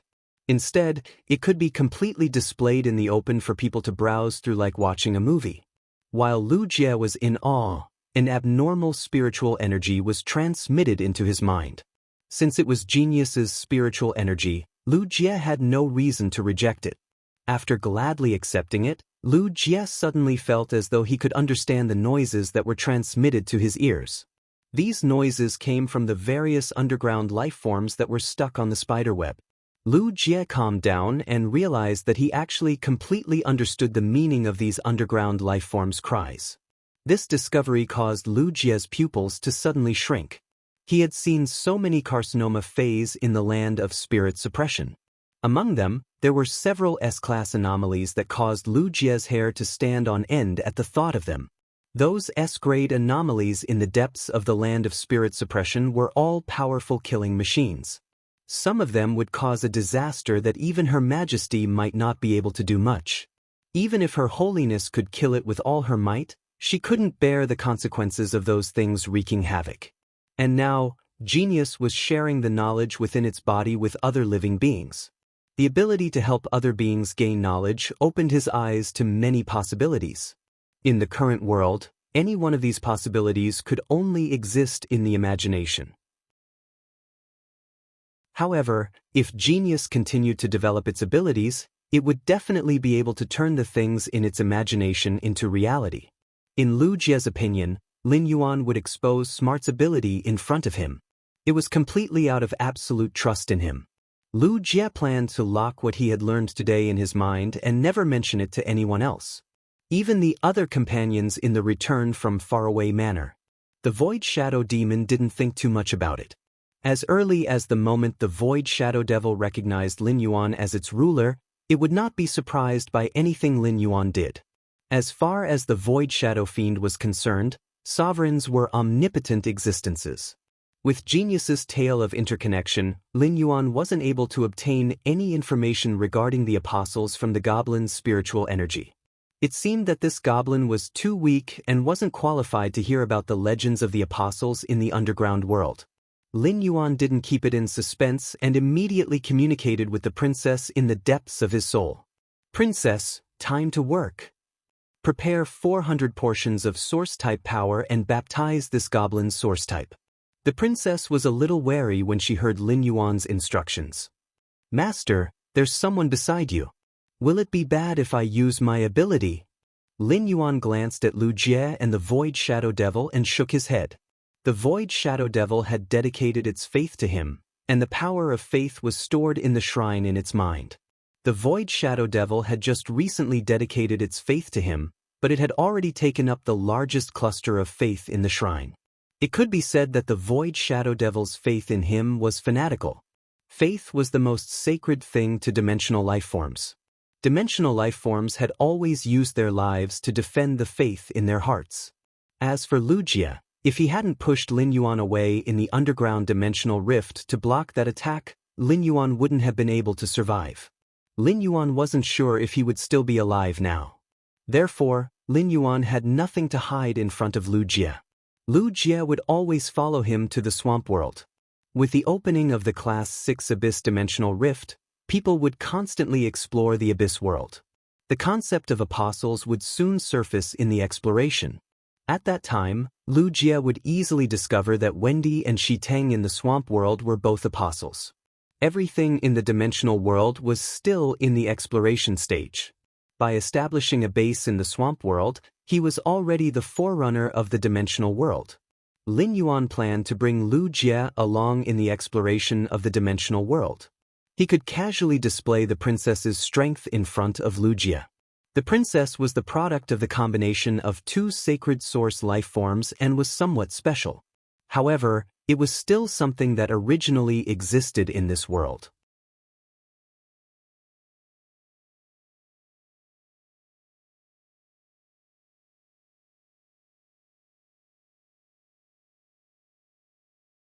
Chapter 1195. Before Lu Jie could think further, he saw Lin Yuan and the woman behind him raise their hands at the same time. An amber energy ray gushed out of Lin Yuan's palm and shot toward the green-skinned gnome that was kneeling on the ground. The moment the amber energy appeared, the Void Shadow Demon, who had been standing to the side, felt his knees buckle. It knelt on the ground in a devout and respectful manner. The Void Shadow Demon's body trembled violently.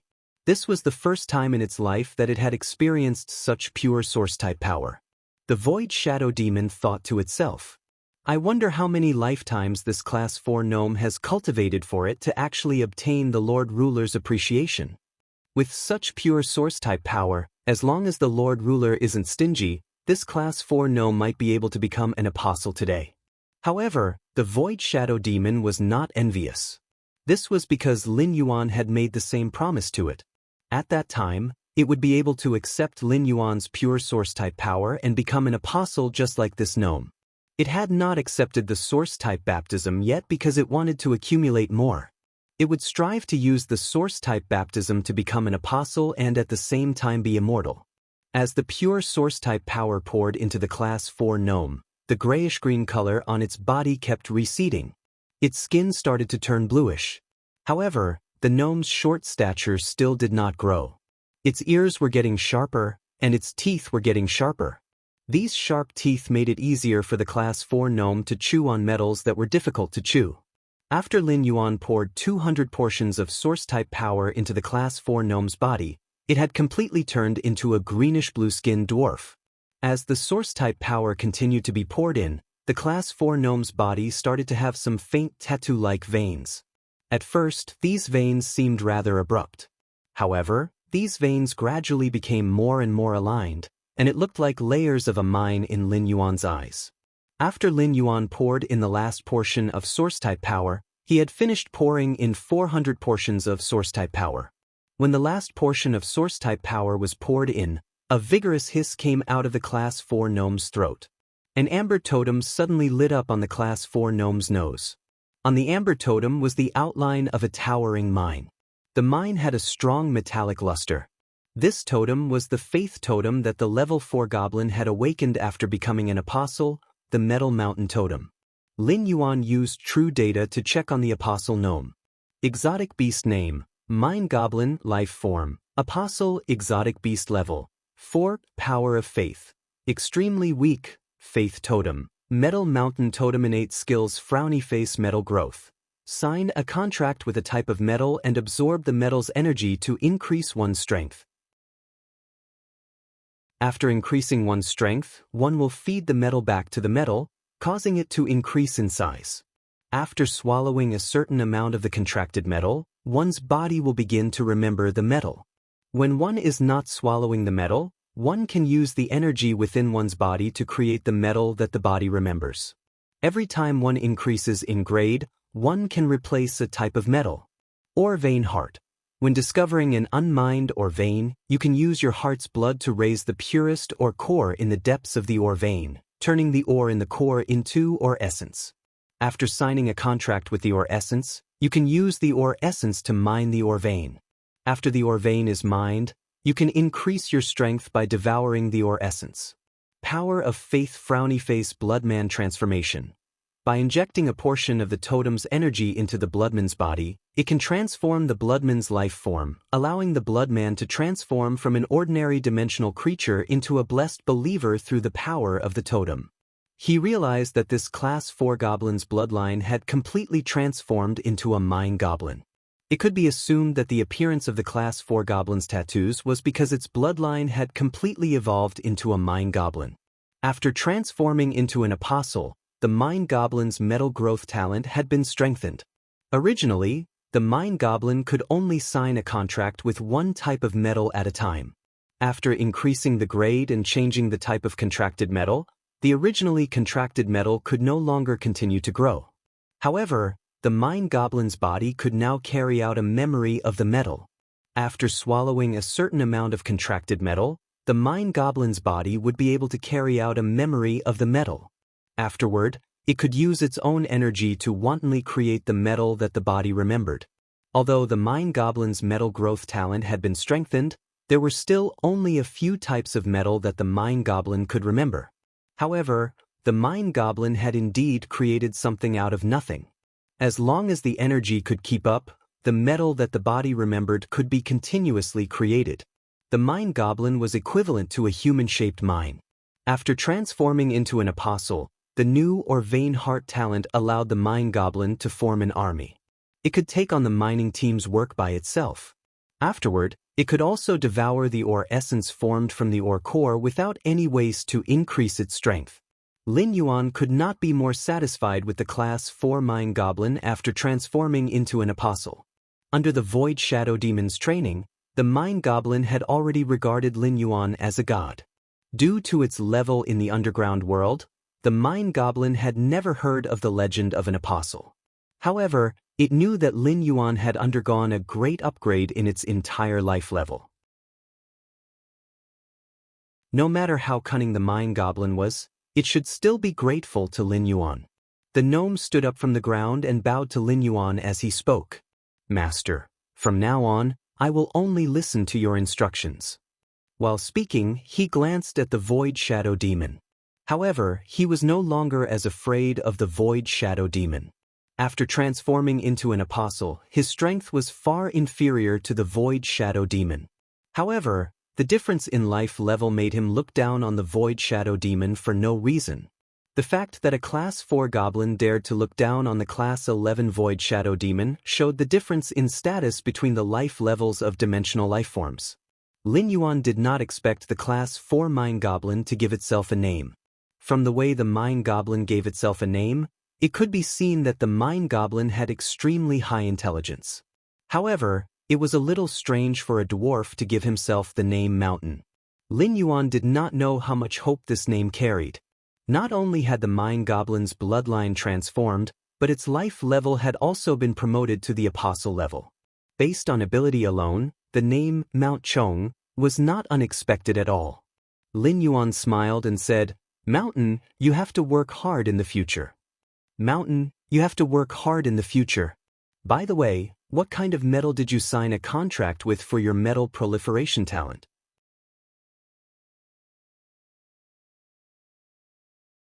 Chapter 1196. Upon hearing that, the ore vein goblin hurriedly stretched out its palm, and soon, Lin Yuan saw metal ions dissociating from its palm. Slowly, a metal sphere condensed in the gnome's hand. "For as long as I can remember, I've always had ores to eat. I don't need to use my talent to create my own metals to satisfy my hunger. That's why I've only signed a contract with this metal." Upon hearing that, Lin Yuan could not help but hold his forehead with his hand. Goblins were indeed blessed by the heavens. In the dimensional world, where danger lurked everywhere, Chong Shan had to take risks to find food in order to survive. Chong Shan's life was like that of a deity. If other gnomes heard what Chong Shan said, they would be jealous. After taking a closer look, Lin Yuan realized that the metal sphere in the ore vein gnome's hand was a kind of fire heart copper that could only be produced in the underground dimensional rift. The blaze heart copper might only be produced in underground dimensional rifts, but its actual price wasn't high. Flame core copper was mainly used as a high-heat fuel. There were many fire attribute spiritual materials produced in the abyss world that could replace the flame heart copper. Therefore Lin Yuan spoke. "Mountain, since you signed a contract with the fire heart copper when you were at a lower level, you should be able to change the metal type of the contract now, right?" Upon hearing Lin Yuan's question, Mountain nodded vigorously. "Yes, master. I can change the type of contract metal at any time." Upon hearing that, Lin Yuan reached out and patted Mountain's shoulder. "Without my permission, don't you dare change the metal type of your metal growth contract. Later, I'll give you a metal spirit material for you to use to form a contract with. When the time comes, try to help me produce more of this metal spirit material." Hearing this, Chong Shan grinned, revealing a mouthful of sharp teeth under his bluish-purple lips. "Master, leave it to Chong Shan. Chong Shan is the best at producing metals," Chong Shan said as he pointed in the distance. "Master," Chong Shan sensed a mine a kilometer away. "The fluctuations from this mine are extremely strong. It should be a large mine." Upon hearing Mountain's words, Lin Yuan turned to Lu Jie and the Void Shadow Demon. "Why don't we follow Chong Shan to see what kind of minerals are hidden in the underground mineral vein?" Upon hearing that, Lu Jie looked at the Class 2 underground dimensional rift and asked Lin Yuan. "Lin Yuan, what are you planning to do with this pinnacle Class 2 underground dimensional rift? Can Inawa's white bone flower seed grow to this position and use it to surround the pinnacle Class 2 dimensional rift?" Lin Yuan first sensed the silver flower's current growth progress and then smiled. Based on Silver Splendor's current strength, it's impossible to expand 90 kilometers in this direction. How long can the web domain glass spider control this Class 2 underground dimensional rift? If I give Yinhua a month and a half to grow and increase my rank, I think Yinhua should be able to enter the gold rank in that time. When the time comes, the area of the gold-silver splendor's sea of flowers should be able to expand to 90 kilometers to the north. Lu Jie grabbed 2 handfuls of platinum protein cocoon chrysalises and sprinkled them on the web weaved by the reticulated glass spider. Since that's the case, I won't recall the Netrealm glass spiders for the next 1.5 months. These 2 platinum protein cocoon chrysalises are enough for the reticulated glass spider's daily consumption.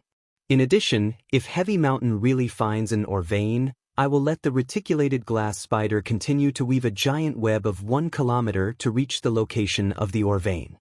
After that, according to Heavy Mountain's detection of the ore vein's range, use 30% of the spider web to completely seal off the area where the ore vein is located.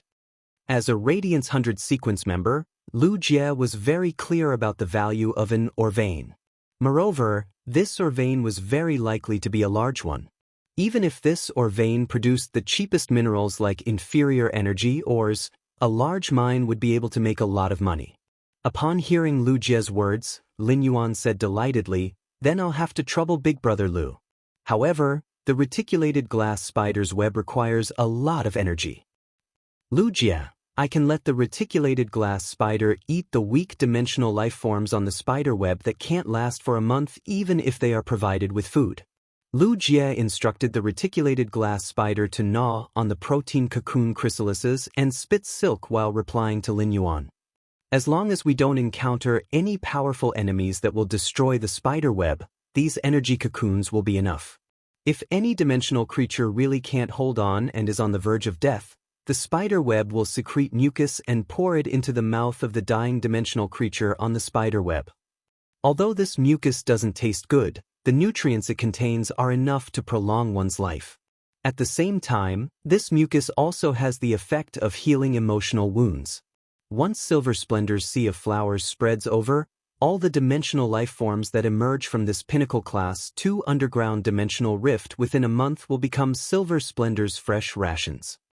While they were talking, they had arrived at the area pointed out by Chong Shan. The mine goblins themselves had the ability to change the landscape. After reaching the area, the land at the foot of the mountain quickly collapsed. The collapse of the land only stopped when it reached a depth of nearly 30 meters. Chong Shan used his hands to feel around the 30-meter deep hole in the ground. Soon he found a few ores with a silver metallic luster. Carrying the silver metallic ores, Chong Shan returned to the ground. Heavy Mountain said as he handed over the ores he found underground. "Master, these are the types of ores produced in this mine. Don't judge the quality of the ores in the outer layer of the mine.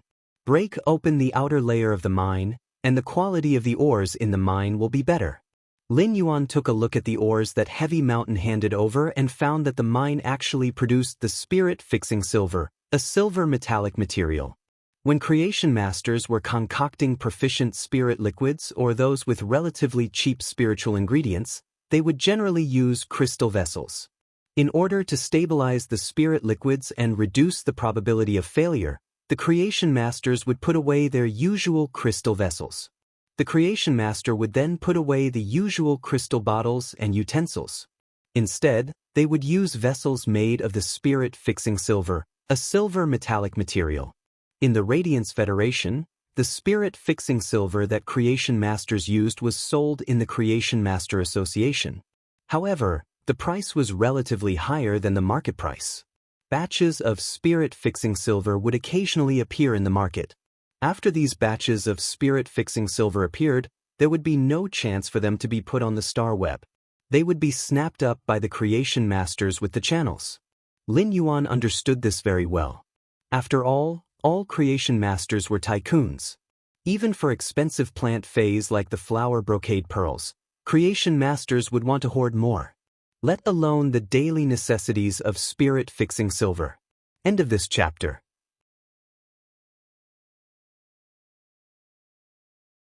Chapter 1197. Since the utensils made of spirit fixation silver were necessary for creation masters to concoct spirit fluids, the price of silver spirit fixation silver naturally rose.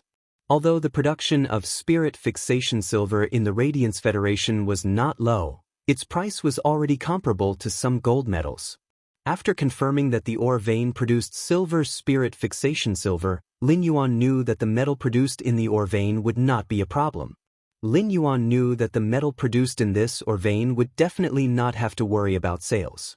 Lin Yuan did not expect to earn his first bucket of gold in this way on his second day in the Divine Wood Federation. Lin Yuan immediately asked the goblin, "Mountain, can you find the ore core of the spirit fixation silver mine?"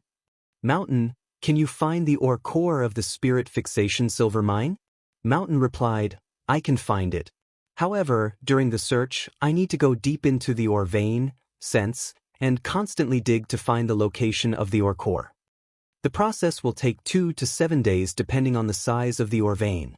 Lin Yuan pointed at the spirit fixation silver mine under his feet and said, "In that case, stay here and explore the ore vein. In that case, stay here and explore the ore vein." After finding the ore core, you can use your talent or vein heart to raise the spirit of the ore core and sign a contract with the ore essence. I'll bring you the metal that you need to sign a contract with through your talent, metal proliferation, in 2 or 3 days. Now that the net domain glass spider's web had covered over, Lin Yuan would let Mountain communicate with the net domain glass spider. This would allow the spider's web to completely surround the area belonging to the ore vein. Lin Yuan had a lot of things to do and naturally did not have the time to accompany Mountain to search for the ore core. At that moment, the Void Shadow Demon once again hid in Lin Yuan's shadow. Lin Yuan and Lu Jie also returned to the area where the underground palace was located. After a night, the area where Silver Flower had spawned the Bone Lotus was still the size of a football field. But now, the size of the Bone Lotus flower within the football field was twice its original size. It looked elegant and sturdy. The bone fog above the sea of flowers was getting thicker, and the effect of blocking vision was getting stronger. The white bone mist could even block the entrance of the dark red dimensional rift. As soon as he returned to the underground palace, Lin Yuan gave Silver Flower instructions. In addition to continuing to use the dead souls of dimensional life forms to nurture the hermit undead servants. Everything else, such as spawning the bone worms and increasing the strength of the bone lotus in the sea of flowers, had to be postponed. Instead, he put more energy on the sea of flowers that was spreading toward the north. Lin Yuan could not live in the underground palace now. Even if Hu Quan was a Class 5 spirit craftsman, he might not even be able to understand the underground palace's framework in a day, let alone draw the design and start construction. Given Hu Quan's demand for perfection in his work as a spirit craftsman, he might need a month to finish the design. Not to mention the fact that they were short of manpower to build the underground palace quickly. Therefore, Lu Jie simply set up a few tents at the edge of the underground palace. Before the construction of the underground palace was completed, they still had a place to live comfortably. He called out Feng Shuang and Old He, who were working in the underground palace, and prepared to take them into the swamp world first. Of Palace Fog Mountain, Flower, with Feng's spirit Tian God. This was to assist Hu Quan in building the structure of the underground palace as soon as possible. Hu asked Hu Tian's Fei to be suitable for civil engineering. Demons, Spirit Dragon, Masters, Spirit, Li. Just as Lin Yuan was about to enter the Spirit Lock spatial zone. After sensing the pure spirit qi, the little squirrel stuck to Lin Yuan and crawled onto Lin Yuan's shoulder again. He simply brought the squirrel, which was abnormally sensitive to spirit qi, into the Spirit Lock spatial zone. Lin Yuan had a lot of things to do in the Spirit Lock spatial zone. As soon as he entered the Spirit Lock spatial zone, Lin Yuan saw the ground full of 100 questions beasts concocting spirit fluids. It made the Spirit Lock spatial zone, which originally had plenty of empty space, abnormally crowded. In a crowded situation, each 100 questions beast could only occupy an area of 1 square meter. As a result, the 100 questions beasts could only bend their arms as much as possible to prevent them from touching their companions. They would not disturb their companions. Many of the 100 questions beasts had not been taught by genius to become creation masters. If all 100 questions beasts were taught by genius, Lin Yuan would not be able to enter the Spirit Lock spatial zone. Lin Yuan called Genius, who was using the interconnection tail to teach the 800 questions beasts. Genius, the Spirit Lock spatial zone is too congested now. Why don't you find the 100 questions beasts that can take charge on their own? I will bring them into the swamp world later. Let these 100 questions beasts concoct the spirit fluid in the swamp world. Lin Yuan recalled Purple Firmament's report. He had arranged the 35 spirit craftsmen into the swamp world. With sufficient spirit qi, the 35 spirit craftsmen had already finished building the nurturing rooms that they had arranged for them to build first. These newly built breeding rooms could be arranged for the 100 questions beasts to concoct the spirit fluid. That way, every 100 questions beast could have their own incubation room when they were working. Genius meowed after hearing Lin Yuan's arrangement. Lin Yuan, I have already used the smart cat spirit to form a contract with all the 100 questions beasts I have taught. Even if they are not in the spirit lock spatial zone, there will not be any problems. Genius immediately started to choose carefully among the 100 questions beasts it had taught. Lin Yuan told Genius about his plan and prepared to find a few different types of completely jade-textured wood. When he was about to plant the spirit wisdom purple zoysia spores he had obtained from the Miao family's beast creation garden, Lin Yuan noticed from the corner of his eye that his shoulder was like snow, with fur constantly falling. The fur turned from yellow-brown to red and finally bright orange-red. Lin Yuan turned to look and realized that the little squirrel that he had brought into the spirit lock spatial zone was wrapped in a pile of fur that had fallen off. Lin Yuan brushed aside the fur and saw that the squirrel's fur had completely turned orange-red. It looked as though it was intoxicated by the pure spirit qi. When the little squirrel stopped shedding its fur, Lin Yuan used Morbius True Data to investigate it. Lin Yuan realized that this little squirrel could already see true data. In other words, this little squirrel, which was originally not a fae, had transformed into a fae under the effect of the pure spirit qi. Lin Yuan's pupils contracted when he saw the name under true data. Longevity rat. This name seemed to be closely related to life.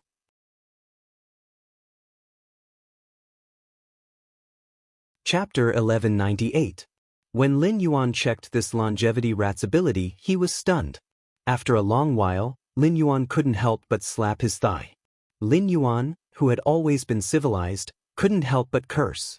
Fuck, what kind of godly fae is this? Under true data, the normal normal longevity rat's basic ability was life formation. Fate lifespan divination. Lifespan is bound to the contractor. When the contractor's lifespan is exhausted, it can transmit its own lifespan to the contractor's body to help the contractor replenish its lifespan. In the case of one party dying, the other party will also die due to the mutual binding of lifespan. Due to its body structure, the longevity rat can increase its strength and won't obtain any abilities or exclusive skills. Its vitality rating won't increase either. Just looking at this ability might not seem like much. After all, this ability just fused the lifespan of two life forms together. Correspondingly, during the process of two life forms living together, the consumption of lifespan would also be doubled. However, after the squirrel transformed into a fae, it also had a natural ability. It could devour objects that contained life force and digest the object's life force in its body. It would then convert the life force into lifespan and store it. This ability combined with the normal ability, life formation, allowed the life formation to undergo a qualitative change. It also made the longevity rat no longer simple. As long as the longevity rat could constantly eat spiritual ingredients that contained life force, its lifespan would constantly accumulate. Under such circumstances, the longevity rat's contractor wouldn't have to worry about the lifespan drying up and dying over time. Since ancient times, longevity had been an unrealistic, extravagant hope. Even an emperor-class expert's lifespan wasn't infinite. At best, they could live longer than ordinary people. After the world was filled with spirit qi, ordinary people could live up to 100 to 110 years without any malignant diseases or accidents. There were also many cases of people living up to 130 years old. If one had the qualifications to become a spirit qi professional and reach the level of an A-rank king-class expert, it wouldn't be a problem. It wouldn't be a problem to live up to 150 to 160 years old. Emperor-class experts who were good at taking care of themselves and often used high-grade spiritual ingredients to nourish themselves could live up to 170 to 180 years old. When a spirit qi professional reached S rank or above and possessed a creation breed fae, they would be promoted to the thearch grade. A spirit qi professional's lifespan would be greatly increased like when they were at the emperor class. As long as he didn't die midway, it wouldn't be difficult for him to live past 250 years old. This was also one of the reasons why Emperor-class combatants were so important to peak forces. This was because as long as an Emperor-level combatant didn't die and didn't go out to cause trouble, they wouldn't be able to survive. It could guarantee the prosperity of the peak forces for more than 50 years. However, everything in the world had its own rules and fate. Regardless of whether everything was strong or weak, splendid or desolate. They were all doing their best to survive within their limited lifespans. However, there was a limit to one's strength. Even an emperor-level powerhouse would one day be buried. The flowers were blooming, the beautiful flowers had already withered, and all the flourishing things had become empty. However, the appearance of the lifespan mouse had broken the iron law of lifespan, allowing a person to truly live as long as the heavens and achieve eternity. Lin Yuan didn't believe it. In this world where one fought against the heavens and contracted phase with martial prowess, who didn't have extravagant hopes of longevity. Even Lin Yuan, who had just arrived in this world and understood its current situation, felt a chill run down his spine. Lin Yuan once had the thought of immortality. Lin Yuan could imagine how helpless and desolate an expert's lifespan would be when it was about to reach the end. Such an expert was often willing to do anything in order to prolong their lifespan and survive. If the lifespan mouse appeared in front of such an expert who was about to reach the end of their lifespan, how crazy would they be? In order to prolong their lifespan by a few years, a few months, or even a few days, they would not hesitate to use all their resources. If there was a chance to find longevity in front of them, what these experts were willing to pay was probably far more than just resources. It could be said that the lifespan mouse's ability could see through the essence of everything. That was to live. In fact, phase like the lifespan mouse weren't perfect. If one had to look at it with a picky eye, the lifespan mouse really had two drawbacks. One of them was that the lifespan mouse's strength would forever be stuck at normal I/normal and could not be improved. In other words, contracting the lifespan mouse was equivalent to permanently contracting a normal I/normal Fey. It was this first thing that deepened the second drawback. Lifespan settlement bound the lifespan mouse's lifespan and the spirit chi professional's lifespan together. When one party died, the lifespan would naturally be exhausted. In other words, if the lifespan mouse died, even if the contractor still had lifespan in his body, he would immediately die. However, the lifespan mouse, which was forever stuck at normal I/normal, was simply too weak. As long as a child could grab the lifespan mouse, he could crush it to death with force. However, these two drawbacks weren't a problem in Lin Yuan's opinion. After contracting the lifespan mouse, the contractor could store it in the spiritual spatial zone. Even when the lifespan mouse needed to eat spiritual ingredients that contained vitality to accumulate lifespan, it could be arranged in the Fey storage box. There was no need to worry about exposing the lifespan mouse and bearing any possible risks. Since the lifespan mouse was a normal I/normal Fey, there was no need to worry about spiritual energy consumption when contracting it. Even Lin Yuan could afford to contract it now. In addition, there was no need for Lin Yuan to consider the spiritual ingredients that contained vitality to accumulate lifespan. Spiritual ingredients that contained vitality might be expensive, but they were not rare. Experts who were qualified to contract the lifespan mouse didn't need to worry about spiritual ingredients that contained vitality at all. The ease of using lifespan settlement was actually one of the lifespan mouse's strengths. The moment he sighed at the lifespan mouse, Lin Yuan thought of his master, the Moon Empress. In Lin Yuan's opinion, the most suitable person to contract this lifespan mouse was his master, the Moon Empress. People like him, Chu Si, Lu Jie, and even when you were only in their teens or 20s, they still had more than 100 years of lifespan. At such a young age, life had just begun. There was no need to consider aging and the consumption of lifespan.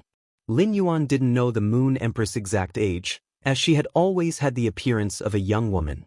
However, his master, the Moon Empress, was definitely not young. After all, it had been decades since she had become Her Holiness and established the Radiant Moon Palace on the Leaning Moon Mountain. After contracting the lifespan mouse, the Moon Empress would never have to worry about her lifespan drying up.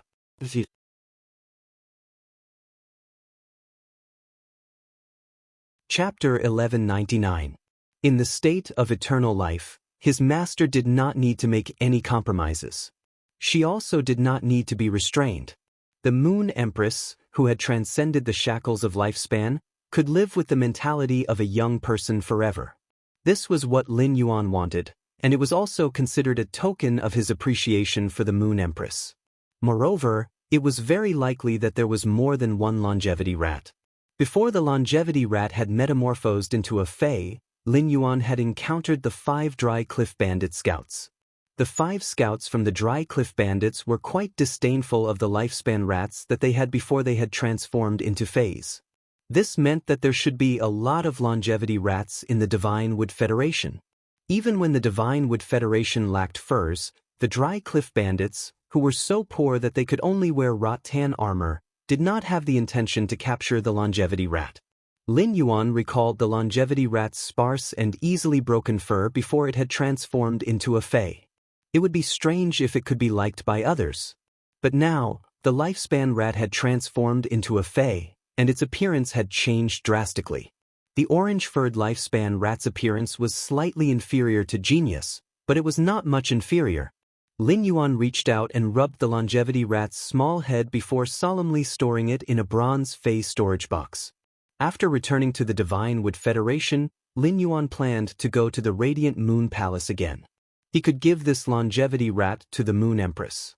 After the Celestial Body meeting, he would return to the Divine Wood Federation again. Lin Yuan planned to go to the town 25 kilometers away to see if he could get more longevity rats. There were many longevity rats that had not transformed into fays in the Divine Wood Federation. Lin Yuan felt that with the longevity rat in hand, he was definitely qualified to change the situation in the origin world. After storing the longevity rat in the bronze fae storage box, Lin Yuan began to carefully select the completely jade-textured wood on the wooden shelf in the Spirit Lock spatial zone. If not for Genius and the Moon Empress disciple status, Lin Yuan would not have known about the Spirit Wisdom Purple Zoysha. Lin Yuan would not have known about it. Even if Genius could grasp all the knowledge on the star web, given the circulation level of star web knowledge, no one would post the information about the Spirit Wisdom Purple Zoysha on the star web. The reason why Lin Yuan knew about spiritual ingredients like the Spirit Wisdom Purple Zoysha was because Genius had studied some of the information in the Hidden Moon Pavilion. Morbius True Data could see through a phase essence and understand its abilities and exclusive skills. However, Lin Yuan had to figure out how to nurture phase by himself. For example, he had the Spirit Wisdom Purple Zoysha spores, but what kind of completely jade-textured wood could grow faster? Lin Yuan needed to conduct experiments to verify it. Compared to the Spirit Wisdom Purple Zoysha, the price of the completely jade-textured wood was nothing. After all, a spiritual item like the Spirit Wisdom Purple Ganoderma could only be used by core Emperor-level and Emperor-level experts in the Miao family's Beast Creation Garden. Back then, the Spiritual Wisdom Purple Zoysha was used on Lu Yenshan. At present, he needed a large number of Spirit Wisdom Purple Zoysha to upgrade Genius from Fantasy Eye. Therefore, he generously took out all the completely jade-textured wood he had and placed them in front of him. There were 20 to 30 types of completely jade-textured wood. Lin Yuan cut each type of completely jade-textured wood in order to achieve the same volume and surface area as much as possible. This was to seek fairness and objectivity. Lin Yuan carefully shook the Spirit Wisdom Purple Zoysha's spores and scattered them on these cut completely jade-textured wood. Then, he carefully observed them. The Spirit Wisdom Purple Zoysha's growth speed was based on the spiritual material's jade-textured degree and the surrounding environment's spirit chi concentration. The wood in Lin Yuan's hands had basically reached 100% jade-textured degree and was considered the best of the best. As for the Spirit Lock spatial zone's spirit chi concentration, there was nothing to say. There was probably no place in the world with a higher spirit chi concentration than the Spirit Lock spatial zone. After meeting the 2 growth conditions for the Spirit Wisdom Purple Zoysha's spores, their growth speed would not be slow. They should soon grow into Spirit Wisdom Purple Zoysha fungus strains. The situation was as Lin Yuan had expected. Only half an hour had passed. On the completely jade-textured agarwood, cliff cypress, red sandalwood and cassia wood blocks, the Spirit Wisdom Purple Zoysha's spores first grew into a small cluster of fungi. Upon seeing this, Lin Yuan took out these 4 wooden blocks separately. He was going to pick from these 4 types of completely jade-textured wood and eliminate the rest of the wood on the spot. However, the Spirit Wisdom Purple Zoysha's spores on the completely jade-textured wood could not be wasted. When they grew strains and were strong enough, Lin Yuan still had to transplant them. Among the 4 wooden blocks that Lin Yuan took out to observe, the spirit wisdom purple zoysia on the cliff cypress grew the fastest. It was much faster than the spirit wisdom purple zoysia's spores on the other 3 types of wood. However, Lin Yuan did not immediately decide to use the completely jade-textured cliff cypress as the type of wood to cultivate the spirit wisdom purple zoysia. In addition to speed, Lin Yuan also had to consider the spirit wisdom purple zoysia's growth degree on the 4 types of wood. Soon, Lin Yuan found a problem with the spores on the cliff cypress. The fungi on the cliff cypress might grow fast, but the stem that grew was too slender. It looked very thin. Lin Yuan used his hand to push the spirit wisdom purple zoysia's fungi growing on the cliff cypress to compare with the fungi on the other 3 types of jade-textured wood. Lin Yuan found that the fungi on the cliff cypress, which grew the fastest, shook the most. After thinking about it again and again, Lin Yuan eliminated the cliff cypress, which grew the fastest spirit wisdom purple zoysia. After all, compared to growth speed, growth quality was more important. Moreover, the spores on these 4 types of wood could germinate almost at the same time, so their growth speed would not be too different. During his observation, Lin Yuan found another problem with the growth of the fungi on the moon cassia. The completely jade-textured moon cassia's wood was the hardest of the 4 types of wood. This caused the fungi to only absorb the nutrients on the surface of the moon cassia. It was already obviously strenuous for the spirit wisdom purple zoysia's fungi to penetrate the nutrients 5 centimeters below the surface. Therefore, Lin Yuan also excluded the completely jade-textured moon cassia.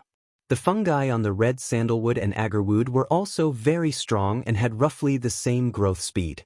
It was just that the agarwood fungi's canopy was larger than the red sandalwood fungi's canopy.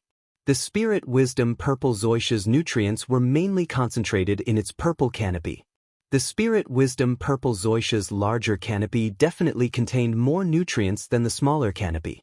In the end, Lin Yuan determined that the completely jade-textured agarwood was the material to cultivate the spirit wisdom purple zoysia. End of this chapter.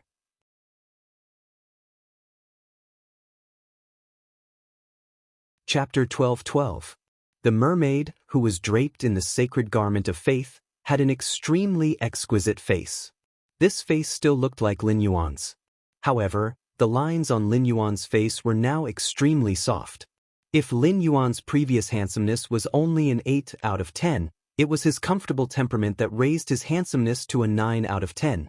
Now that the lines on his face had softened, he could completely oppress those human men or women who were recognized as very good-looking. It would not be accurate to describe Lin Yuan's face as extremely beautiful or extremely handsome.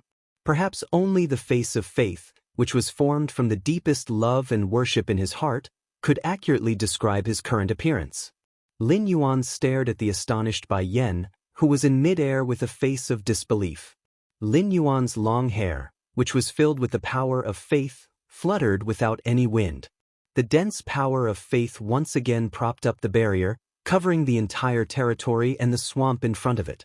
The pressure formed by Bai Yan's power of faith was like a weak baby to the barrier formed by Lin Yuan's power of faith in the soul shrine. He looked at Lin Yuan's appearance and felt his body made of the power of faith. Bai Yan subconsciously muttered, "Faith, body of faith? Lord Hegemon."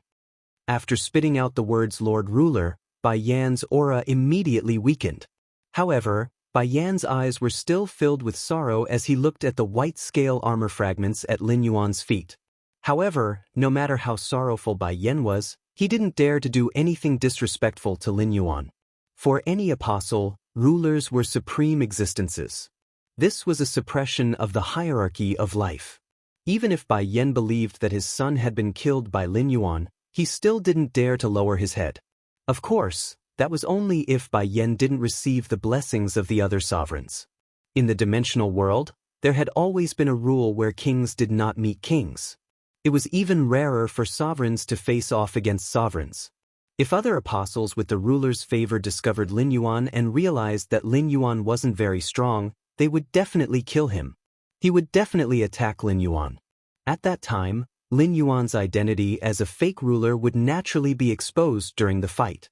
Lin Yuan's eyes flickered as he looked at Bai Yan. Upon sensing Bai Yan's respectful attitude, Lin Yuan removed his palm from the extreme token on his chest. From the looks of it, Bai Yan had been tricked by me, a fake ruler. In that case, the knowledgeable Bai Yan was like an encyclopedia regarding the swamp world to him. After Lin Yuan and Bai Lan had combined their faith possession earlier, they had an extraordinary perception of water sources. He immediately discovered the Class 2 white sin swamp crocodile hidden under the Fu Lu's body. At this moment, the white sin swamp crocodile was burying its head in the mud at the bottom of the swamp. Clearly, it was extremely afraid of Bai Yan. Lin Yuan looked at Bai Yan strangely. When Bai Yan saw the fragment of the white scale armor at his feet, the sorrow that emerged in his eyes didn't seem fake. However, the swamp crocodile was so afraid of Bai Yan. Could it be that Bai Yan was a strict elder? At this juncture, Lin Yuan couldn't possibly let the Class 2 white sin swamp crocodile continue hiding out of fear of Bai Yan. If he didn't untie the knot in Bai Yan's heart, then even if Bai Yan treated him as a ruler, he wouldn't be able to do anything. There would definitely be obstacles to communication. Lin Yuan immediately shouted, "White sin swamp crocodile, come out. I just transformed you into an apostle and you're already hiding? What's the meaning of this?" When the Class 2 white sin swamp crocodile heard Lin Yuan's soft shout and the deterrence from his massive power of faith, it immediately reacted. The Class 2 white sin swamp crocodile couldn't be bothered to be afraid of Bai Yan as it hurriedly drilled out of the water and arrived beside Lin Yuan's fishtail. The 16-meter-long level 2 swamp crocodile was like a pug right now, swinging its tail while letting out gurgling sounds. It was as though it was yearning for Lin Yuan to caress its head. When Bai Yan saw his son emerge from the swamp, his body had greatly changed. The sadness in his eyes instantly disappeared. The sadness in his eyes was replaced by surprise and anger. Very quickly, the anger in Bai Yan's eyes suppressed the pleasant surprise. If Lin Yuan was not here, Bai Yan would have probably lifted the white sin swamp crocodile up and given it a good beating. All along, Bai Yan had been extremely dissatisfied with this astonishingly talented son of his. Bai Yan was a playboy by nature. Wherever he went, he would take a liking to any female marsh crocodile. Not a single one of them could escape Bai Yan's visit. In the end, after nearly 1,000 years, Bai Yan only obtained a single descendant who inherited his mutated bloodline. Furthermore, the children who inherited his bloodline would have talent that far surpassed him. As a result, Bai Yan was extremely fond of this son that he had obtained with great difficulty. However, Bai Yan quickly discovered that something was wrong. His son could not stay idle for even a moment. As long as he was not in front of him, he would immediately slip away. He would even use his innate ability to use other marsh crocodiles to hide from him.